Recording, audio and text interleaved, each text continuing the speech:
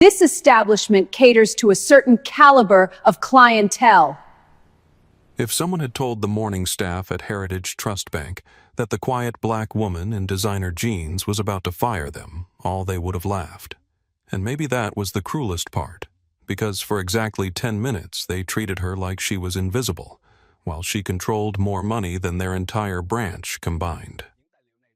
Before we dive into this story that changed everything, where are you watching from? Drop your city in the comments below. I want to know who's part of this community fighting for respect and dignity. And if you believe that respect should never depend on your appearance, hit that subscribe button and share this with someone who needs to hear it today. Because in exactly 10 minutes, everything you think you know about power, prejudice, and justice is about to shift right here on the marble floors of Heritage Trust Bank. By the time this story ends, you'll understand that sometimes the quietest voice in the room holds the most power. And sometimes justice doesn't come with sirens and handcuffs. It comes with a signature on a termination letter. The morning sun cast long shadows across the marble floors of Heritage Trust Bank at 2847 Prosperity Boulevard in downtown Dallas, Texas. At exactly 9:47 a.m. on this Tuesday, March 15th, 2025, the air inside the grand lobby hummed with the quiet confidence of old money and new ambition. Crystal chandeliers caught the light streaming through floor-to-ceiling windows, creating dancing patterns across walls lined with oil paintings of the bank's founding fathers. The sound was distinctive here. Designer heels clicked against polished stone in measured rhythms. Hushed conversations floated between gilded columns as clients discussed million-dollar deals in voices trained never to rise above a whisper. The scent of leather briefcases and expensive cologne mixed with the sterile cleanliness of a place where money was both made and moved with surgical precision. Two distinct seating areas divided the lobby like an unspoken class structure. To the right, plush burgundy leather chairs surrounded a mahogany table decorated with current issues of Forbes and Wall Street Journal. A small brass plaque read, "Premium Services Clientele." To the left, standard bank chairs faced a wall-mounted television broadcasting financial news with a simple sign indicating general banking services. Behind the main counter, tellers worked with practiced efficiency, their movements choreographed by years of processing transactions that ranged from Social Security deposits to corporate acquisitions. The premium services desk sat elevated on a small platform, its brass nameplate catching light like a beacon private banking and investment services. This was Heritage Trust Bank's flagship branch serving Dallas's financial elite with the discretion and exclusivity they demanded. Annual revenue flowed through these doors at $847 million, making it one of the most profitable locations in the Southwest region. Every detail, from the imported Italian marble to the handcrafted bronze door handles, whispered the same message. This was a place for people who belonged, for those who understood their station, for clients who looked the part. The morning rush was just beginning, and the lobby filled with its usual parade of power suits, expensive watches, and inherited confidence. But in exactly 13 minutes, this sanctuary of financial privilege would become the stage for a reckoning that would echo far beyond these marble walls. Dr. Valeria Richmond paused just outside the revolving doors of Heritage Trust Bank, checking her reflection in the polished brass. At 42, she carried herself with the quiet confidence that came from building an empire from nothing and knowing exactly who she was, regardless of who others expected her to be. She wore dark designer jeans that fit perfectly, paired with a cream cashmere sweater that spoke of understated elegance rather than flashy wealth. Her natural hair was styled in an elegant twist that required no apology and made no concessions to anyone's expectations. A simple gold watch and small pearl earrings completed her look, professional but approachable, powerful without being performative. What the morning staff at Heritage Trust couldn't know as she stepped through their doors was that Dr. Valeria Richmond had built Richmond Capital Holdings from a single rental property purchased with her college graduation money into a $12.8 billion portfolio spanning real estate technology investments and community development funds across 17 states. Born Valeria Williams in Oak Cliff, the daughter of Samuel Williams, a sanitation worker who rose at 4 a.m. every morning for 37 years to provide for his family. Her mother, Rose Williams, cleaned office buildings in downtown Dallas, including this very bank during Valeria's childhood. While other kids played after school, Valeria did homework in corporate lobbies, watching her mother empty trash cans and mop floors for people who never looked at her face.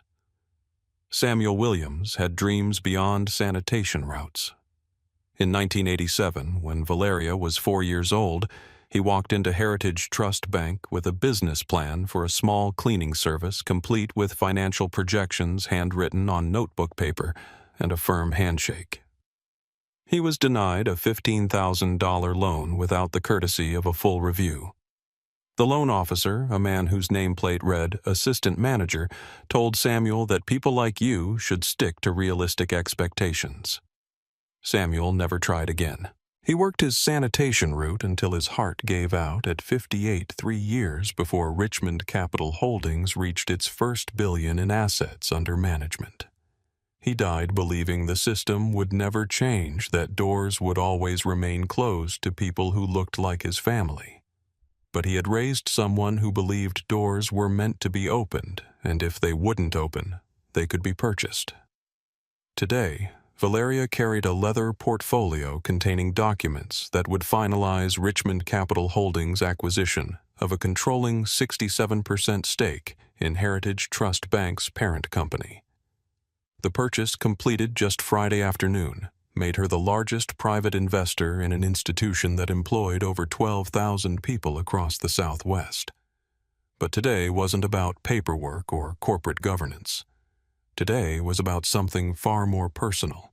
For weeks, Richmond Capital's compliance team had received anonymous complaints about discriminatory practices at this specific branch. Stories of minority customers being interrogated, delayed, denied services, or simply treated as unwelcome in a place their tax dollars helped ensure. Valeria didn't believe in corporate investigations conducted from corner offices. She believed in seeing truth with her own eyes. So she had scheduled a 10:00 a.m. meeting with Regional Director Kenneth Harper under the pretense of discussing contract renewals. What she hadn't mentioned was that she would arrive early dressed as herself rather than as Dr. Richmond's CEO and primary stakeholder. She wanted to see how Heritage Trust treated customers who looked like her father. She wanted to witness firsthand whether the culture that had crushed Samuel Williams's dreams still lived in these marble halls. As she approached the front counter portfolio in hand, calm and professional, Valeria Richmond wasn't just conducting a test. She was completing a promise made to a man who had died believing change was impossible. In exactly 3 minutes, she would discover whether her father had been right. Behind the polished mahogany counter of Heritage Trust Bank's Premium Services section, the morning staff moved through their routines with practiced precision, each playing their role in maintaining the institution's reputation for exclusivity and discretion. Isabella Crawford Whitman stood at the center of it all, the branch manager who had transformed Heritage Trust's flagship location into the most profitable in the region. At 38, Isabella was the product of Connecticut boarding schools and Yale University's business program, though she preferred to let her results speak rather than her pedigree. Her platinum blonde hair was styled in a perfect chignon that never moved even during the longest days, and today she wore an emerald silk blouse beneath a black Armani suit that cost more than most people's monthly salary. Isabella's red Louboutin stilettos clicked against the marble with authority as she surveyed her domain. A diamond tennis bracelet caught the light when she gestured, and everything about her presence suggested someone accustomed to deference. She had climbed the banking ladder not through connections alone, but through an unwavering commitment to what she called maintaining standards. In Isabella's view, Heritage Trust served a particular caliber of clientele, and preserving that exclusivity was what kept their profit margins so impressively high. Her signature phrase, delivered with a smile that never reached her eyes, had become legendary among staff. This establishment caters to a certain caliber of clientele. She believed in elegant prejudice, the kind that hid behind policy and procedure, rather than crude language discrimination delivered with perfect grammar and expensive perfume. Miguel Santos, the 33-year-old assistant manager, occupied the complex middle ground between ambition and conscience. Born in El Paso, he was the first in his family to attend college working nights at a warehouse to pay for his business degree. Miguel had joined Heritage Trust 3 years ago with genuine enthusiasm for helping people achieve their financial goals, but daily compromises had worn thin his initial idealism. Isabella valued Miguel because he followed orders without question. But lately her orders had begun to conflict with the values his parents had raised him with. His wife, Carmen, a teacher at a nearby elementary school, frequently asked why he seemed troubled after work. Miguel had never told her about the subtle ways certain customers were discouraged, the extra verification procedures, the convenient computer malfunctions that happen more often for some people than others. Brittany Walsh, 26, operated the premium services counter with the nervous energy of someone perpetually afraid of making mistakes. A recent graduate from a local business college, she carried student loan debt that made her deeply grateful for her position at Heritage Trust. Brittany had been trained to recognize appropriate clients for premium services, though no one had ever explicitly defined what that meant. She had learned through observation, watching Isabella's reactions, noting which customers received warm smiles and which were directed elsewhere. The pressure to meet quarterly goals made Brittany eager to please her supervisors, especially Isabella, who controlled performance reviews and advancement opportunities. She had absorbed the unspoken rules about maintaining Heritage Trust's brand standards without fully understanding the human cost of those standards. David Morrison, the 45-year-old security chief, brought military precision to his civilian role. A former Army MP who had served 2 tours overseas, David approached his position at Heritage Trust with the same discipline he had applied to base security in Afghanistan. His job was to follow protocols, maintain order, and protect the institution's assets and reputation. David rarely questioned the orders he received from management. In his military experience, the chain of command existed for good reasons, and civilians who challenged authority usually created more problems than they solved. His radio crackled with constant updates from corporate security, and his presence in the lobby was designed to communicate that Heritage Trust took protection seriously. Rachel Torres, 29, represented the newest hire in customer relations, having joined Heritage Trust only 6 weeks earlier. A graduate of UT Dallas with a degree in communications, Rachel had been excited to begin her career in financial services, believing she could help people navigate complex banking relationships and achieve their goals. But Rachel's enthusiasm had been steadily dampened by what she observed during her training period. She noticed patterns in how different customers were treated, discrepancies that made her uncomfortable, but which she had been told were simply risk management protocols. As the newest employee, Rachel felt powerless to challenge established procedures, but her discomfort grew daily. These 5 individuals, each carrying their own motivations and blind spots, were about to encounter a customer who would test every assumption they had made about power privilege and their roles in perpetuating or challenging institutional prejudice. At 9:47 a.m., 7. They were simply doing their jobs. By 10:00 a.m., they would be participants in a reckoning that would change their understanding of what those jobs actually required. Valeria Richmond approached the premium services counter with measured steps her portfolio held confidently, but not aggressively. The morning light streaming through the tall windows illuminated her professional appearance as she crossed the marble floor, her presence creating barely a ripple in the lobby's carefully maintained atmosphere. Brittany Walsh stood behind the elevated counter organizing paperwork with mechanical precision. Her attention was focused on a spreadsheet displaying quarterly performance metrics numbers that would determine whether she qualified for the year-end bonus that would help with her student loan payments. She had been trained to greet customers within 30 seconds, but the training had also included subtle guidance about prioritizing certain types of interactions. "Good morning," Valeria said politely, her voice carrying the professional tone she had perfected through decades of boardroom negotiations. "I have an appointment with Mr. Harper." Brittany's eyes remained on her computer screen for another 15 seconds before she looked up with a practiced smile that faltered slightly when she took in Valeria's appearance.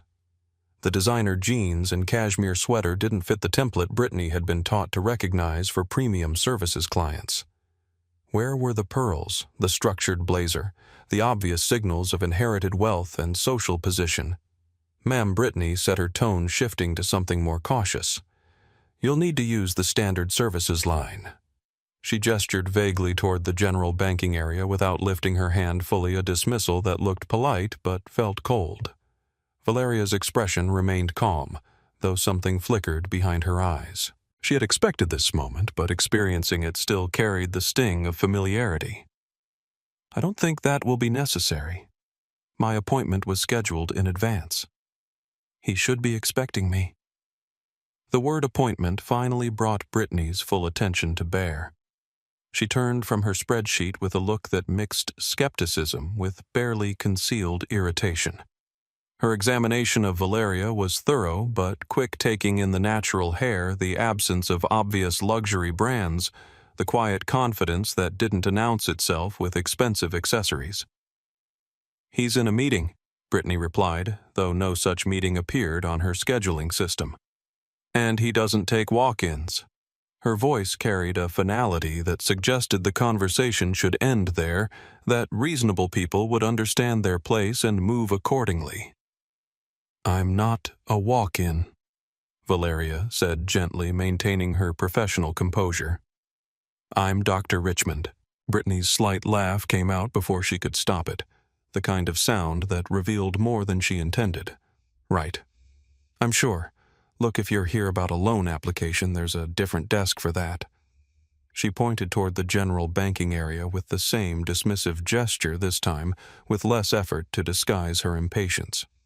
From his position near the lobby's security station, David Morrison noticed the interaction. His military training had taught him to observe body language, to detect tension before it escalated into problems.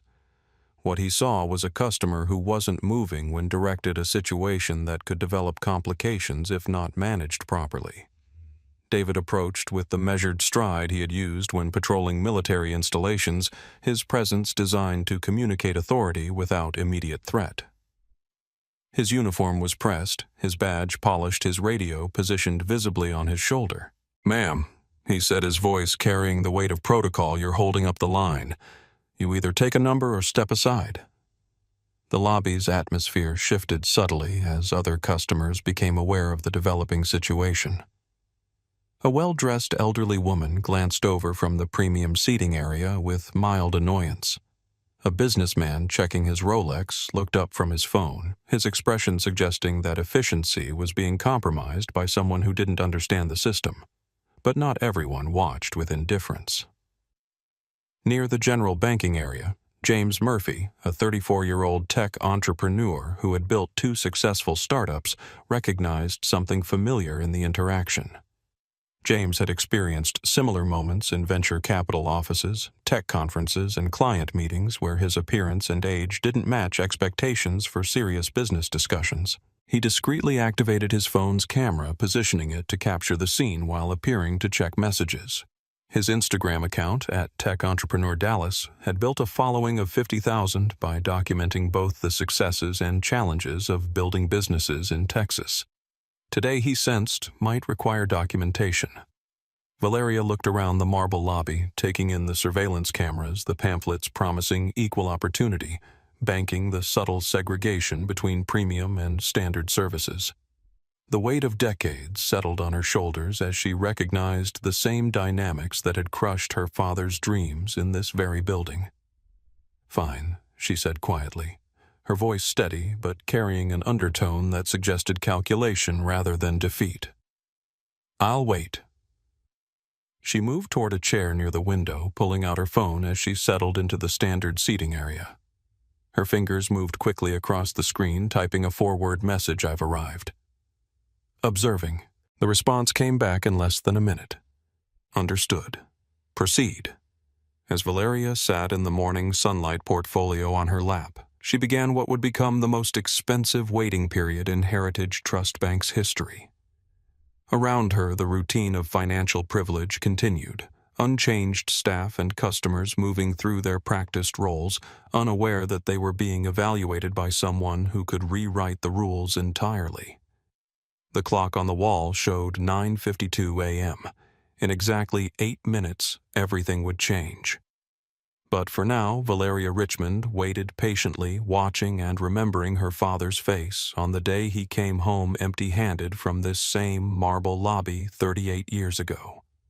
The morning light continued to stream through Heritage Trust Bank's tall windows as Valeria Richmond settled into her chair, but the atmosphere around her had begun to shift in ways both subtle and deliberate. What started as dismissive indifference was about to evolve into something far more calculated and cruel. Isabella Crawford Whitman emerged from her corner office like a predator who had sensed disturbance in her territory. Her emerald silk blouse caught the light as she moved across the marble floor with practiced authority, red stilettos clicking in measured rhythm. She had built her reputation on maintaining Heritage Trust's exclusive atmosphere, and the scene developing at Brittany's counter demanded her immediate attention.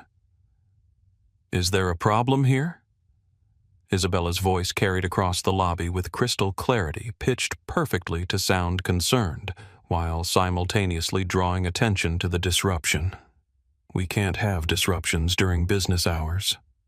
Her smile was as polished as her appearance, warm on the surface, but cold beneath the kind of expression perfected in boardrooms, where difficult decisions were made with pleasant faces. Brittany looked up with visible relief, grateful for backup from someone who could handle situations above her pay grade. "This woman claims to have an appointment with Mr. Harper, but I don't see anything on the schedule." Isabella approached Valeria's chair with the measured steps of someone conducting an inspection. Her examination was theatrical, designed as much for the audience of other customers as for the woman she was evaluating. She took in the designer jeans with an expression that suggested confusion, the cashmere sweater with barely concealed skepticism, the leather portfolio with the kind of scrutiny usually reserved for suspicious packages. "May I see your identification and account information?"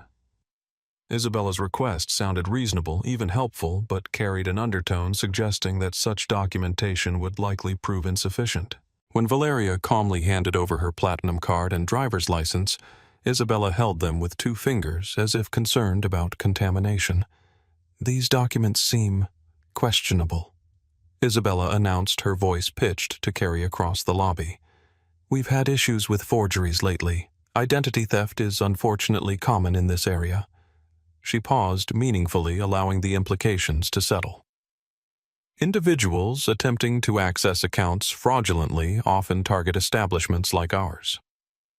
The accusation hung in the air like smoke, acrid and impossible to ignore. Other customers began to pay closer attention, some with curiosity, others with the kind of discomfort that comes from witnessing something that feels wrong but unsure how to respond.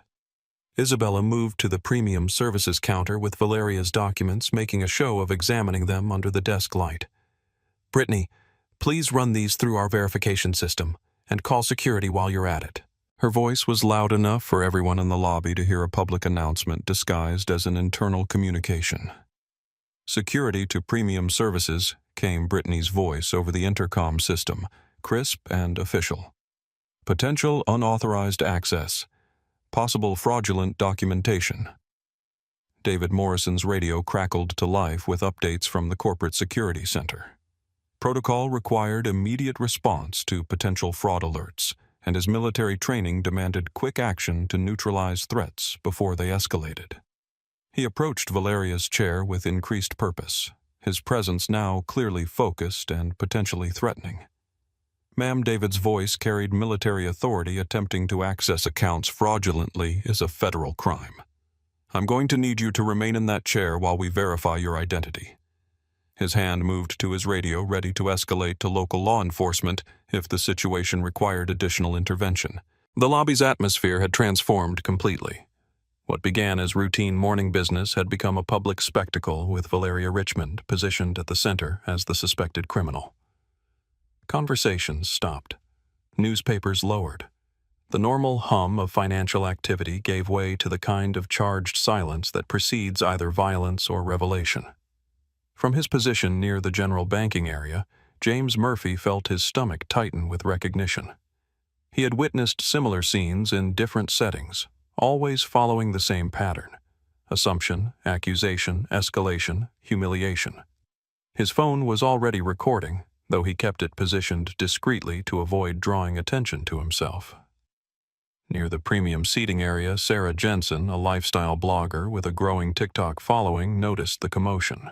Sarah had built her platform on documenting authentic moments of social interaction, particularly those that revealed underlying tensions in everyday situations.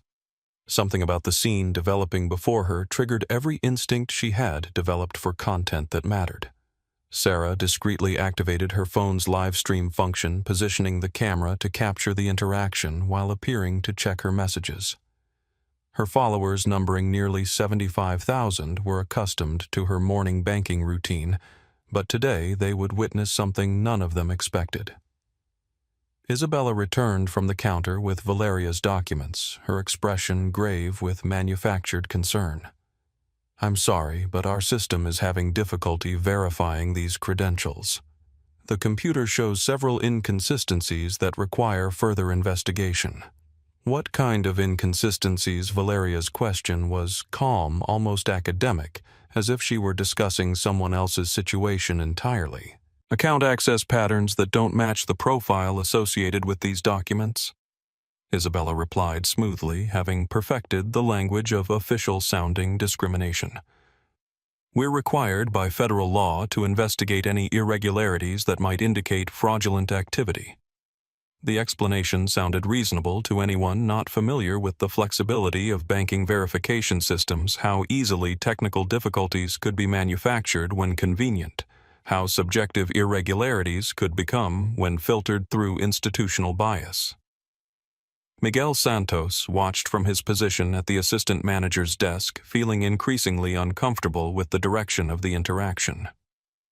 His 3 years at Heritage Trust had taught him to recognize when verification procedures were being selectively applied, but challenging Isabella's judgment would require courage he wasn't sure he possessed. Perhaps Isabella continued, her voice carrying across the lobby. "It would be better if you visited one of our community banking locations. They might be better equipped to handle your particular banking needs."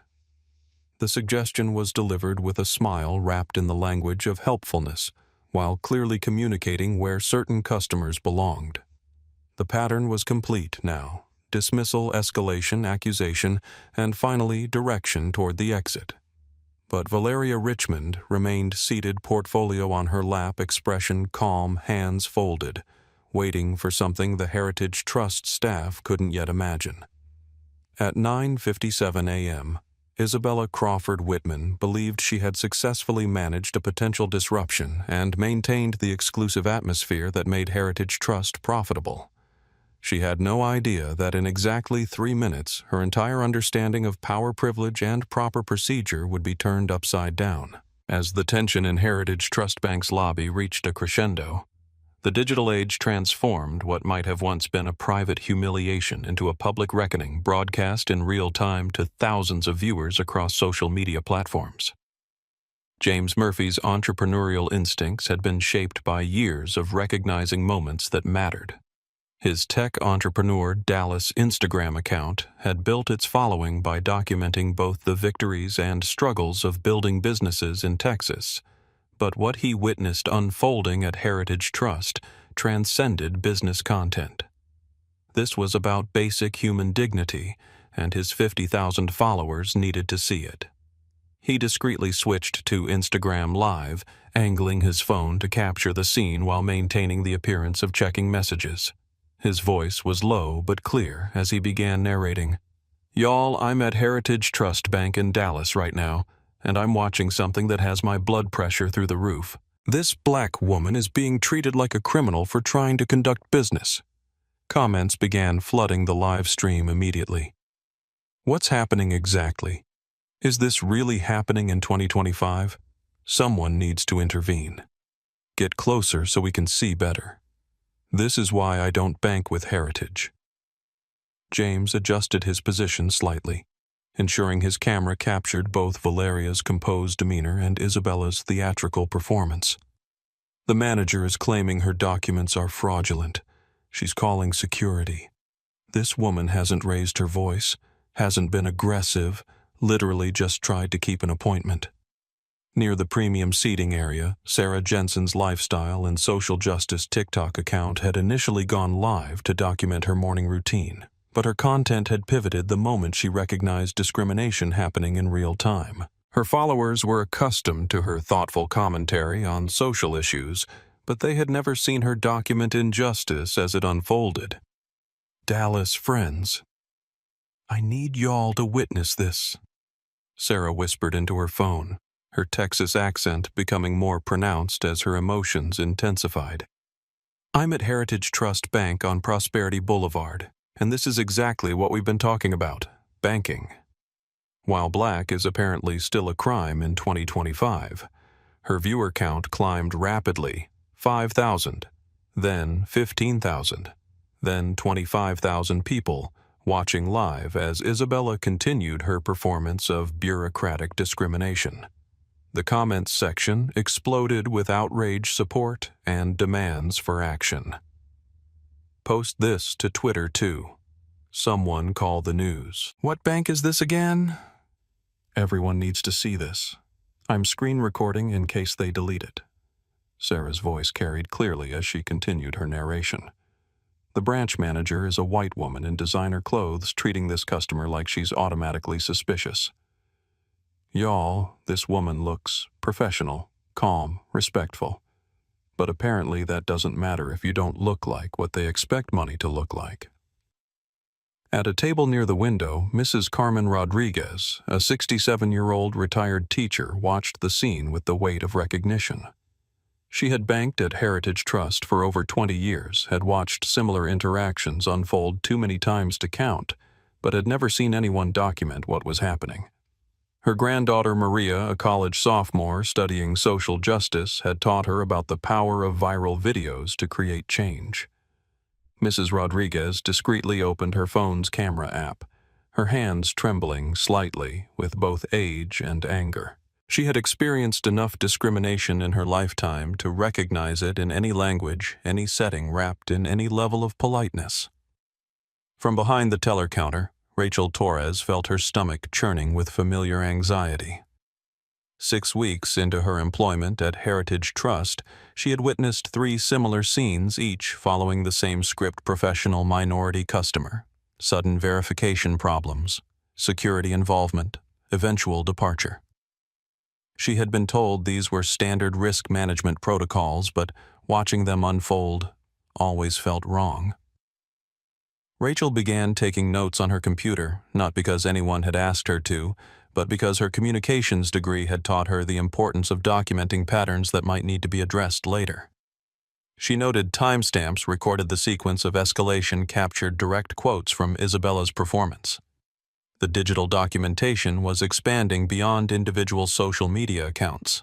Screenshots of James's Instagram Live were being shared across Twitter with hashtags like #HeritageDiscrimination and #banking while black. Sarah's TikTok was being duetted and stitched by other creators, each adding their own commentary and expanding the reach.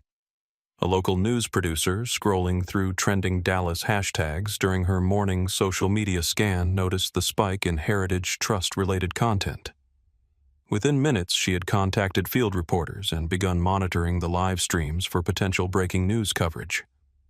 Heritage Trust's corporate communications team received their first notification at 9:58 a.m., an alert system they had installed to monitor social media mentions of their brand. What started as routine morning monitoring quickly escalated to crisis communications protocol as they watched their flagship branch become the center of a viral discrimination incident. Meanwhile, Valeria Richmond sat quietly in her chair, observing not just the discrimination directed at her, but the digital ecosystem that was documenting and amplifying every moment. She understood that whatever happened next would be witnessed by thousands, recorded by multiple sources, and preserved permanently in the digital record.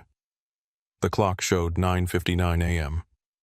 In exactly 1 minute, Kenneth Harper would arrive with his entourage, and the carefully documented narrative of Heritage Trust's discriminatory culture would collide with the reality of who they had been discriminating against.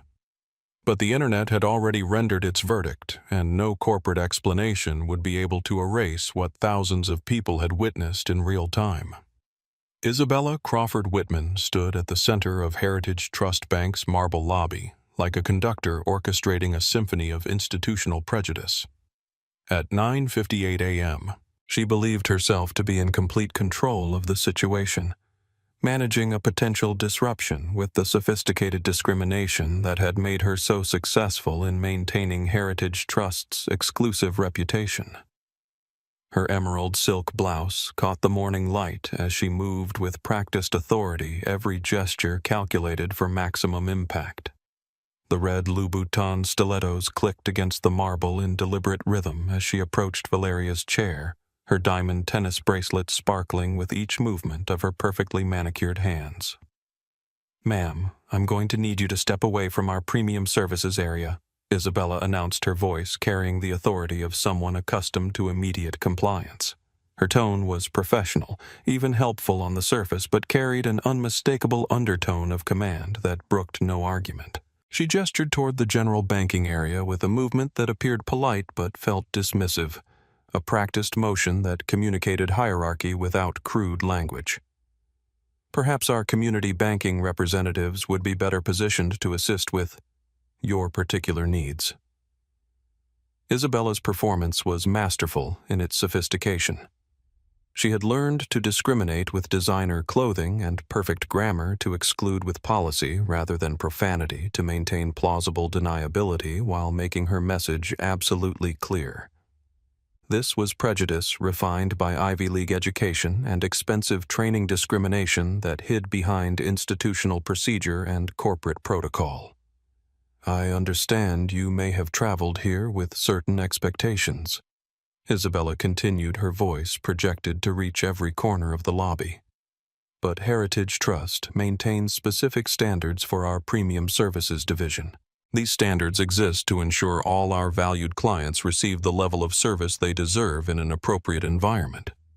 The language was carefully chosen, each word defensible in any complaint or review, but the meaning was unmistakable. Isabella had perfected the art of discrimination that could survive legal scrutiny while achieving its intended effect. Brittany Walsh watched from behind the premium services counter, notebook in hand, documenting everything for what she assumed would be a routine incident report. She had seen Isabella handle similar situations with the same polished professionalism, always managing to maintain Heritage Trust's reputation while achieving the desired outcome. David Morrison positioned himself slightly behind and to the right of Isabella, his military training making him acutely aware of positioning and tactical advantage. His radio crackled softly with updates from corporate security, but the situation appeared to be progressing according to standard protocol for managing unwelcome individuals. "Now I understand this may be frustrating." Isabella's voice took on a tone of manufactured sympathy, "but surely you can understand our position. Heritage Trust has built its reputation on maintaining certain atmospheres for our clientele. It's really in everyone's best interest if you utilize services more suited to your background and experience." Miguel Santos felt his chest tighten as he listened to Isabella's performance. 3 years of working under her management had taught him to recognize when appropriate service matching was code for something much less palatable. His wife Carmen's voice echoed in his mind from their conversation the night before Miguel. "If you see something wrong and do nothing, you become part of what's wrong."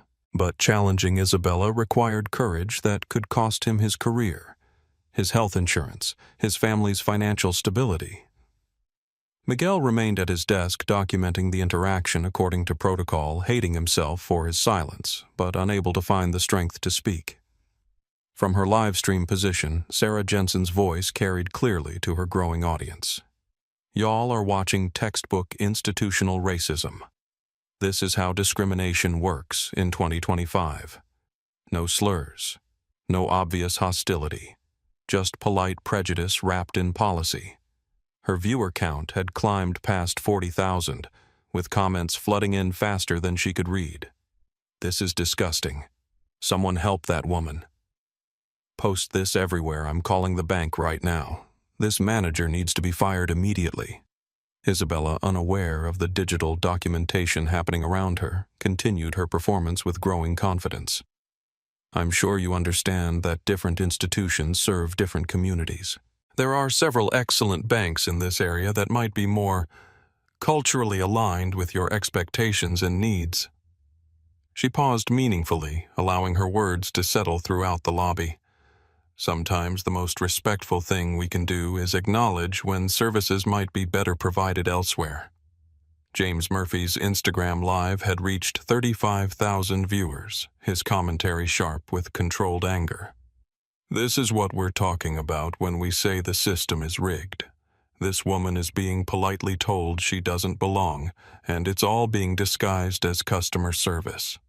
At her window table, Mrs. Rodriguez whispered into her own phone, her voice trembling with decades of accumulated pain. My granddaughter, this is what Abuela has been trying to tell you. This is how it really works. Isabella's final gesture was a masterpiece of sophisticated exclusion. She reached into her jacket pocket and retrieved an elegant business card, extending it toward Valeria with a smile that looked gracious but felt condescending. Here's the contact information for Community Trust Financial down the street.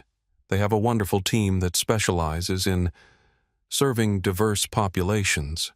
I'm sure they'll be much more helpful with whatever brought you in today.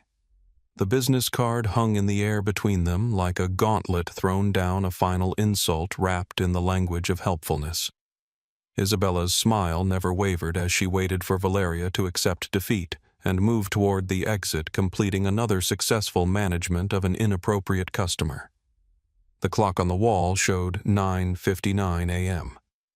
Isabella Crawford Whitman stood at the peak of her performance, believing she had masterfully maintained Heritage Trust's exclusive standards while avoiding any actionable discrimination.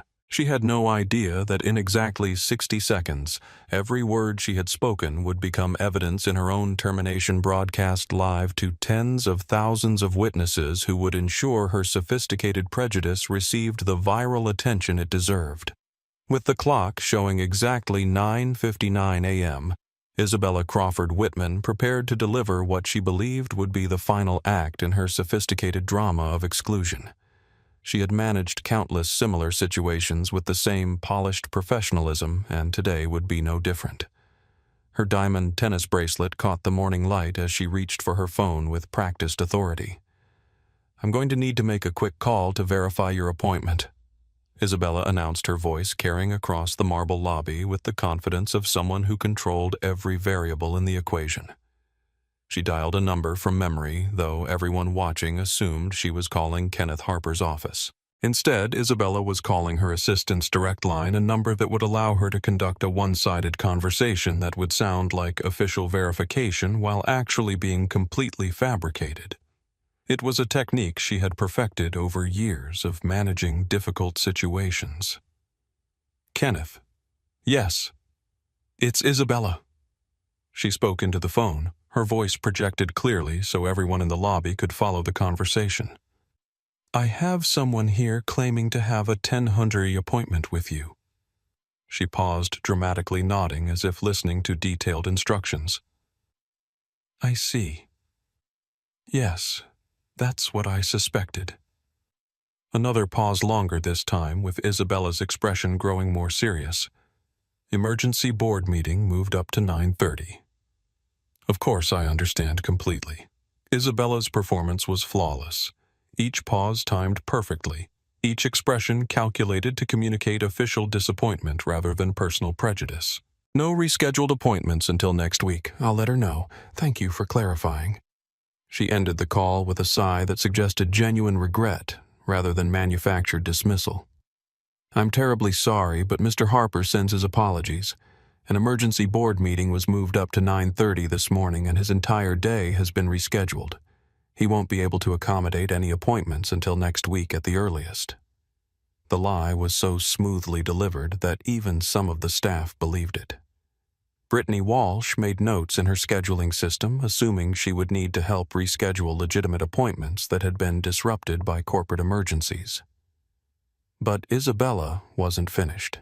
She reached into her leather portfolio and retrieved a laminated document that looked official and intimidating. I'm also going to need to inform you about some recent policy updates regarding enhanced security protocols. The document was real part of Heritage Trust's updated security procedures, but Isabella was about to misapply it in ways that would provide legal cover for discrimination while appearing to follow corporate policy.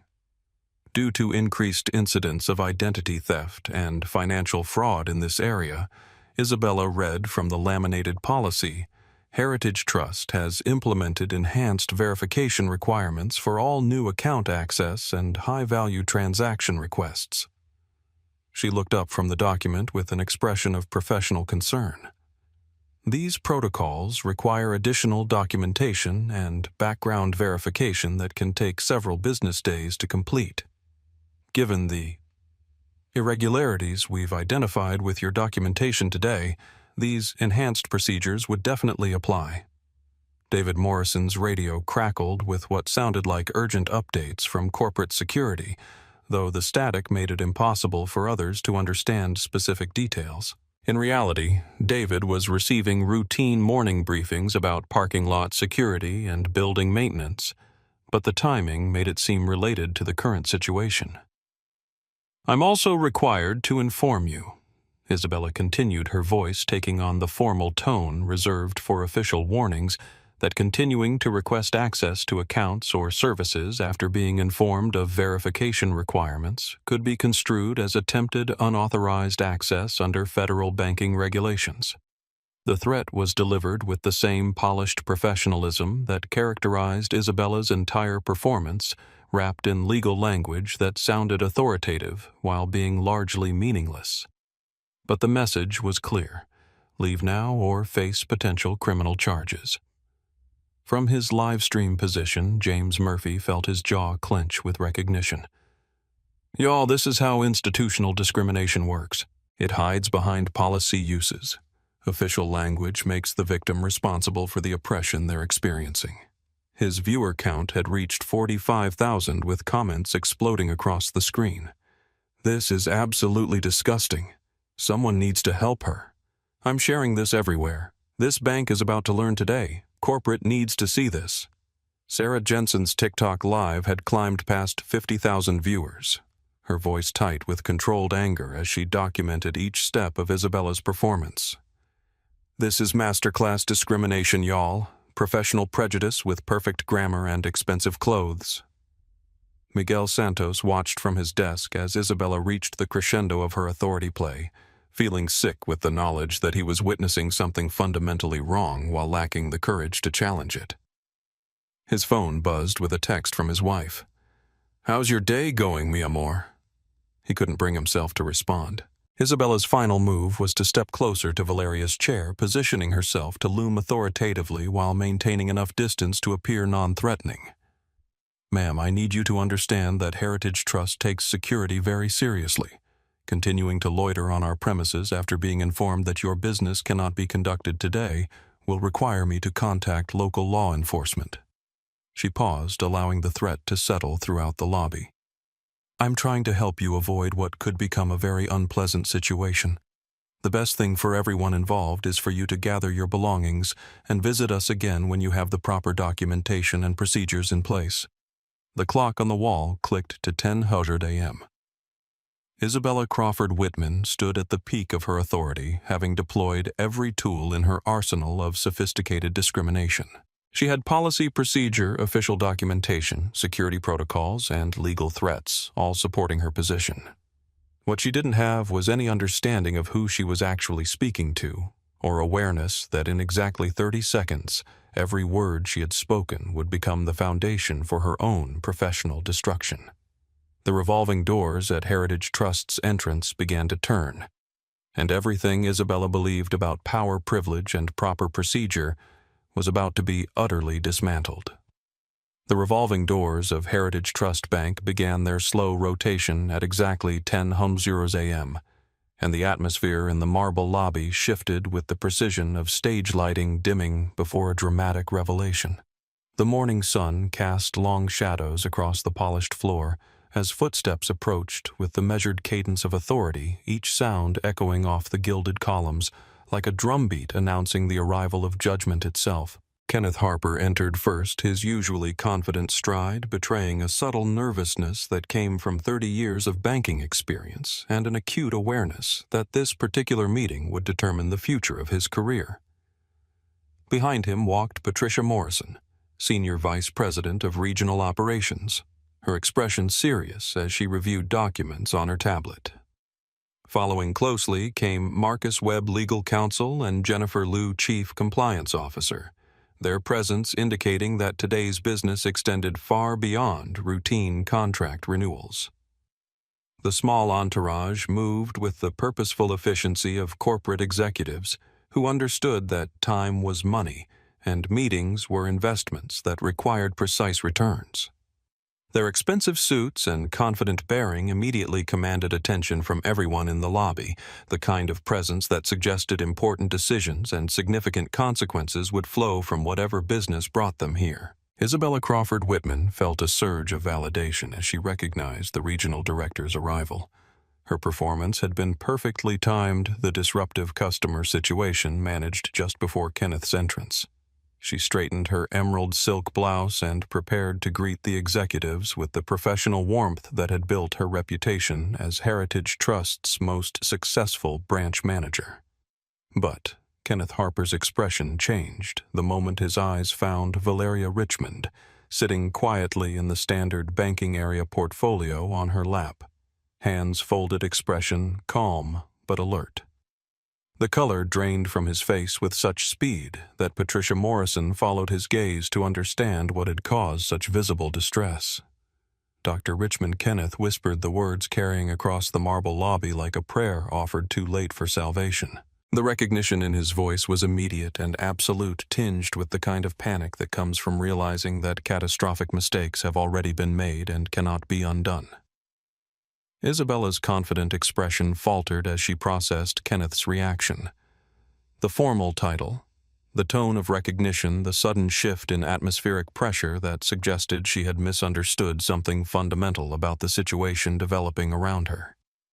Valeria Richmond stood with the same measured grace she had displayed throughout the morning, her movement suggesting infinite patience, finally rewarded with appropriate attention. "Mr. Harper?" she replied, her voice carrying the quiet authority of someone accustomed to being the most important person in any room she chose to enter. "You're 3 minutes early for our meeting," she continued, consulting her watch with the casual precision of someone whose time was measured in millions of dollars per minute. "I appreciate punctuality." Her tone was professional, pleasant even, but carried undertones that suggested the previous 20 minutes had been observed, documented, and evaluated according to standards Kenneth Harper was just beginning to understand. The silence that followed was total and crushing, the kind of quiet that occurs when entire world views collapse simultaneously across multiple people who suddenly realize they have been operating with dangerously incomplete information. Isabella stood frozen, her mind racing to process what Kenneth's recognition implied about the woman she had spent 20 minutes dismissing, humiliating, and threatening with legal consequences. Brittany Walsh went stiff as a mannequin behind the premium services counter, her pen hovering motionless above paperwork that suddenly seemed utterly insignificant. David Morrison's military training kicked in, his posture shifting from enforcement readiness to protective alert, as he realized he had been positioning himself as a threat to someone who might be deserving of protection rather than suspicion. Miguel Santos felt his stomach drop as pieces fell into place, his 3 years of uncomfortable compromises suddenly crystallizing into a moment of absolute clarity about what he had been participating in and what consequences might be approaching. From his live stream position, James Murphy's voice carried across the digital sphere to 52,000 viewers. Y'all, something just changed. The whole energy in here just shifted. This regional director looks like he's seen a ghost. Sarah Jensen's TikTok Live had climbed to 68,000 viewers, her commentary sharp with growing excitement. The executives just arrived and they recognize her. Oh my God, this woman is about to flip this entire script. Valeria stepped forward with the confident stride of someone who had built empires from nothing and understood exactly how power operated in every dimension. Her heels made soft contact with the marble as she moved toward the center of the lobby, positioning herself where every person present could see and hear what was about to unfold. Allow me to introduce myself properly to those who felt I didn't exist 20 minutes ago. She began, her voice carrying clearly to every corner of the lobby, from the premium seating area to the teller stations to the security desk where David Morrison stood in growing dread. She turned slowly, making eye contact with every employee who had participated in her dismissal, her gaze lingering on Isabella with particular attention. I am Dr. Valeria Richmond, founder and CEO of Richmond Capital Holdings. The words settled over the lobby like a blanket of snow, muffling all sound except the soft hum of air circulation and the distant murmur of traffic outside. Patricia Morrison's tablet slipped in her hands. Marcus Webb's legal pad fell to his side. Jennifer Liu stopped mid-stride as the implications cascaded through her compliance-trained mind. As of last Friday afternoon, Valeria continued, her voice steady and measured. Richmond Capital Holdings completed acquisition of a controlling 67% stake in Heritage Trust Financial Services. She paused, allowing the mathematics to settle into every mind present. Which means, Ms. Crawford Whitman, that every policy you cited, every procedure you followed, every threat you made was ultimately authorized by my signature. Isabella's diamond tennis bracelet caught the light as her hand moved unconsciously to her throat, her perfect composure cracking like expensive porcelain dropped on marble. The sophisticated discrimination that had been her trademark was about to be evaluated by its ultimate target, and the reversal was so complete that her mind struggled to process the new reality. Kenneth Harper stepped forward, his voice carrying the desperation of someone watching their career flash before their eyes. Dr. Richmond, please, this must be a misunderstanding. Our staff follows strict protocols for customer service excellence. Valeria's smile was patient but contained no warmth. Mr. Harper, I've been observing your staff's protocols for the past 20 minutes. I've experienced your customer service excellence firsthand. She gestured toward the chair where she had been forced to wait. The experience has been enlightening. The lobby had become a courtroom, and judgment was about to be rendered by someone who held absolute authority over everyone present. But for Valeria Richmond, this moment wasn't about revenge. It was about completing a promise made to a man who had died believing that systems never change, that doors remain closed, and that dignity is reserved for people who look like they belong. Today, she was about to prove him wrong. Dr. Valeria Richmond moved to the center of Heritage Trust Bank's marble lobby with the deliberate precision of a surgeon preparing to operate on a diseased institution. The morning light streaming through tall windows illuminated her calm expression as she opened her leather portfolio, retrieving documents that would transform everything. Every person present understood about power, accountability, and consequence. Before we proceed with our scheduled meeting, Mr. Harper, Valeria's voice carried the authority of someone accustomed to boardrooms where billion-dollar decisions were made with quiet words and absolute finality. I believe we need to address some immediate personnel matters that have come to my attention. She withdrew a single sheet of paper, holding it with the same care a prosecutor might handle the key evidence in a capital case. Ms. Crawford Whitman, please step forward. Isabella's red Louboutin stilettos clicked against the marble with less authority than they had carried 20 minutes earlier. Her emerald silk blouse, perfectly pressed that morning, now seemed somehow diminished as she approached the woman she had spent considerable effort dismissing from the premises. Ms. Crawford Whitman. Valeria's voice remained professionally neutral, though every person in the lobby could sense the weight of judgment behind her words. In the past 20 minutes, you have violated Heritage Trust's stated commitment to equal service, our federal compliance requirements, and basic standards of human decency. She consulted the document in her hands with the precision of someone reading charges in a courtroom. You fabricated verification problems with my documentation. You manufactured a false appointment cancellation. You threatened legal action based on fictional policy violations. You directed me to leave the premises based solely on your assessment of my appearance and your assumptions about my financial status. Isabella's mouth opened to offer explanation or defense, but Valeria continued without pause, her voice steady and implacable. Your employment with Heritage Trust Bank is terminated effective immediately. The words fell like a gavel, final and absolute. Security will escort you from the building within the next 5 minutes. Your access to all Heritage Trust systems and properties is permanently revoked. Kenneth Harper stepped forward, his voice carrying the desperation of damage control. Dr. Richmond, perhaps we should discuss this privately. Ms. Crawford Whitman has been one of our most successful managers, and I'm sure we can address any concerns through proper channels. Valeria turned to him with the patient expression of someone explaining simple mathematics to a child. Mr. Harper, this is the proper channel. I am the majority stakeholder. My concerns are being addressed exactly as they should be. She moved to David Morrison, whose military posture had gradually shifted from enforcement readiness to something approaching attention as he realized his position in the developing situation. Mr. Morrison, Valeria's voice carried no personal animosity, only the cold evaluation of professional performance. You responded to a fraudulent security alert by positioning yourself to intimidate a customer who had committed no violation of any actual policy. You prepared to escalate to law enforcement based on fabricated concerns rather than verified threats. David's training had taught him to accept responsibility when operations went wrong, but this level of wrongness extended beyond anything his military experience had prepared him for. Your security clearance is permanently revoked, Valeria continued.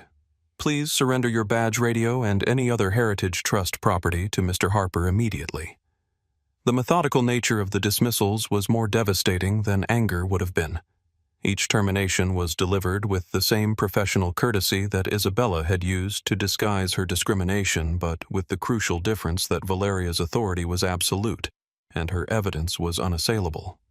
From his live stream position, James Murphy provided commentary to 74,000 viewers whose numbers continued climbing. This is what accountability looks like when it's delivered by someone with actual power. No committees, no investigations, no lawyers finding loopholes. Just consequences. Sarah Jensen's TikTok had reached 89,000 viewers, her voice tight with excitement. Y'all, we are witnessing history. This is what justice looks like when the people who deserve it actually have the power to deliver it. But Valeria wasn't finished.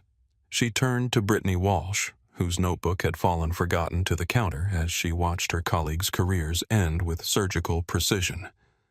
Ms. Walsh, Valeria's voice carried a different tone now, one that suggested evaluation rather than judgment. You followed orders from a supervisor who was violating both company policy and federal law. Your position is not terminated, but you will report to our corporate training center Monday morning for mandatory education in anti-discrimination procedures and customer service excellence. Brittany's relief was visible, though tempered by the understanding that her career at Heritage Trust would forever be marked by this morning's events. Your probationary period will extend for 6 months, during which your interactions with customers will be monitored and evaluated according to the highest standards of professional service, regardless of customer appearance, background, or perceived financial status. Miguel Santos approached Valeria's position with visible nervousness, understanding that his 3 years of uncomfortable compromises were about to be evaluated by someone who had witnessed their ultimate consequence. Mr. Santos Valeria's voice carried a different quality now, something that might have been recognition rather than condemnation. You observed discriminatory behavior and failed to intervene. However, our review of your employment record shows consistent professional service and multiple instances where you have advocated for customers facing unusual delays or verification requirements. Miguel's surprise was evident as Valeria continued.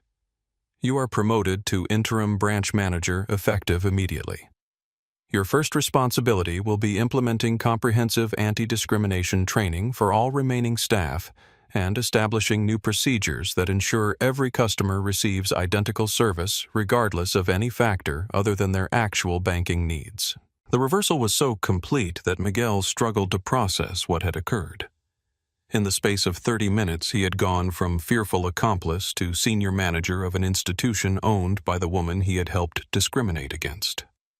Rachel Torres, who had spent the morning documenting everything she witnessed, found herself face-to-face with the person whose treatment she had recorded with growing discomfort. Ms. Torres Valeria's voice carried approval that surprised everyone listening. Your documentation of this morning's events shows both professional integrity and personal courage. You are promoted to Customer Advocacy Coordinator, a new position responsible for ensuring that every customer concern is addressed promptly and fairly. The transformation was complete. Now careers ended and begun, authority redistributed, and an entire institution restructured in the time it might take to conduct a routine transaction. Kenneth Harper stood in the center of the reorganized lobby, understanding that his own evaluation was yet to come, and that everything he had built during his banking career now depended on how he responded to the next few minutes of conversation with a woman whose patience he had exhausted and whose authority he had underestimated catastrophically. Dr. Valeria Richmond stood in the center of Heritage Trust Bank's transformed lobby, surrounded by the aftermath of decisions that had taken 30 minutes to make, but would reshape an entire institution permanently. The morning light continued to stream through tall windows, but everything it illuminated had fundamentally changed in ways that would ripple far beyond these marble walls. Kenneth Harper, Patricia Morrison, and the corporate executives formed a semicircle around her, their expressions ranging from respectful attention to barely concealed panic as they waited to understand what institutional changes would flow from the individual accountability they had just witnessed. Mr. Harper Valeria's voice carried the authority of someone who had built empires from nothing and understood exactly how institutional change occurred. Heritage Trust's discriminatory practices extend far beyond this morning's performance. Our compliance review conducted over the past 6 weeks has identified patterns that require immediate and comprehensive correction. She opened her portfolio to reveal documents that represented weeks of investigation analysis and legal preparation. Customer service ratings among minority clients are 47% lower than average. Loan approval rates show statistical disparities that cannot be explained by creditworthiness or collateral. Wait times for premium services vary by an average of 12 minutes depending on customer appearance and perceived social status. Patricia Morrison's tablet shook slightly in her hands as she processed the implications of data that had apparently been compiled without corporate awareness evidence that suggested litigation, regulatory intervention, and public relations catastrophe. Effective immediately, Valeria continued, her voice steady and implacable. Heritage Trust Bank operations will be suspended at this location pending complete institutional review. All current customer accounts will be transferred to our Midtown Central branch with full service continuation and no penalty or delay. The announcement hit the remaining staff like a physical blow.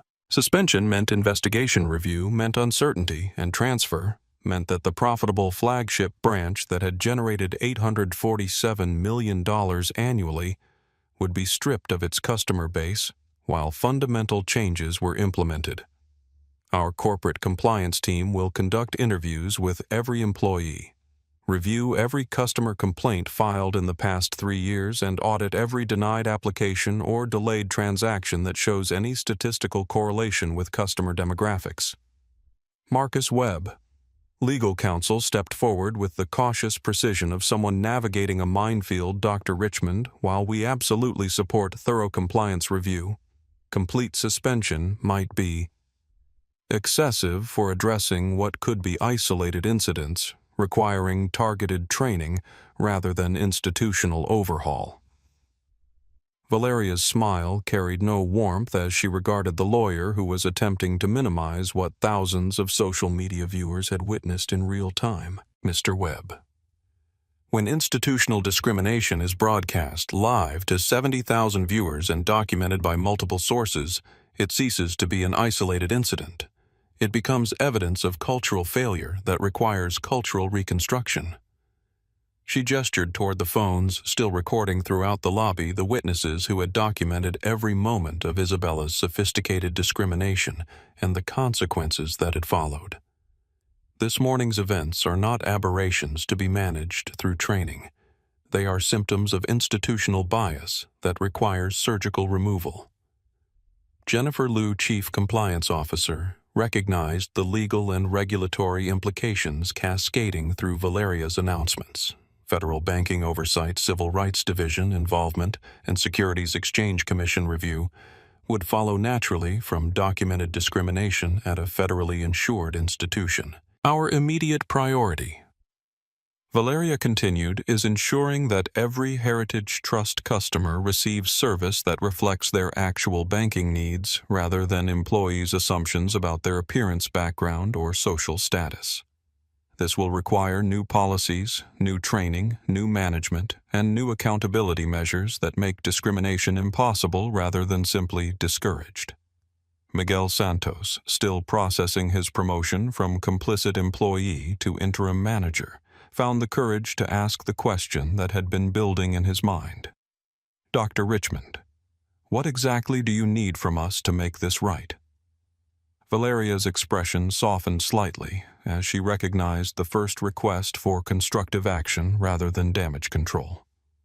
Mr. Santos, I need you to help me build the kind of bank my father would have been proud to enter, a place where every customer is treated with dignity, regardless of how much money they appear to have or what neighborhood they come from. She moved to the window where she had been forced to wait, looking out at the Dallas skyline where her father had worked his sanitation route for 37 years while dreaming of businesses he would never be allowed to build.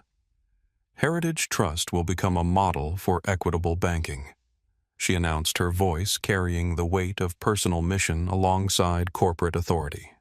We will establish a $50 million community investment fund specifically for minority-owned businesses that have been denied conventional financing. We will create partnerships with local colleges for financial literacy programs. We will implement transparent complaint systems with external oversight. The scope of transformation was breathtaking, extending far beyond personnel changes to comprehensive institutional reconstruction. This wasn't damage control or public relations management. This was revolution delivered through corporate authority. Most importantly, Valeria concluded, her voice carrying across the lobby to every person present. Heritage Trust will never again be a place where someone's daughter sits in the waiting area because her father was told he didn't belong here. Never again will appearance determine service. Never again will assumptions about who deserves respect influence who receives it.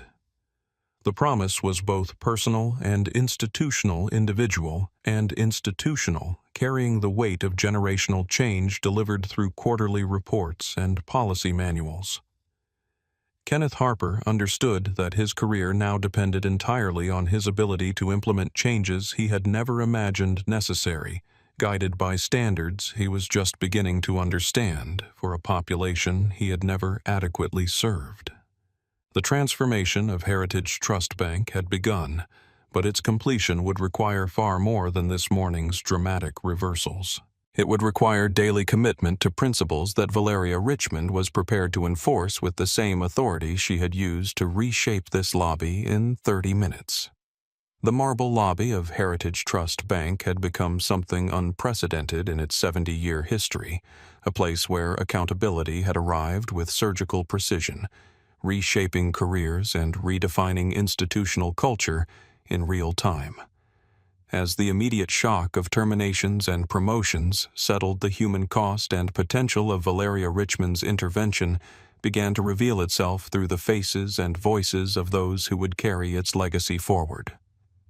Isabella Crawford Whitman gathered her personal belongings from her corner office with the mechanical movements of someone whose entire identity had been stripped away in minutes. Her Hermes purse, family photographs, and Yale University diploma would be packed into a cardboard box and escorted from the building by the same security personnel she had commanded just an hour earlier.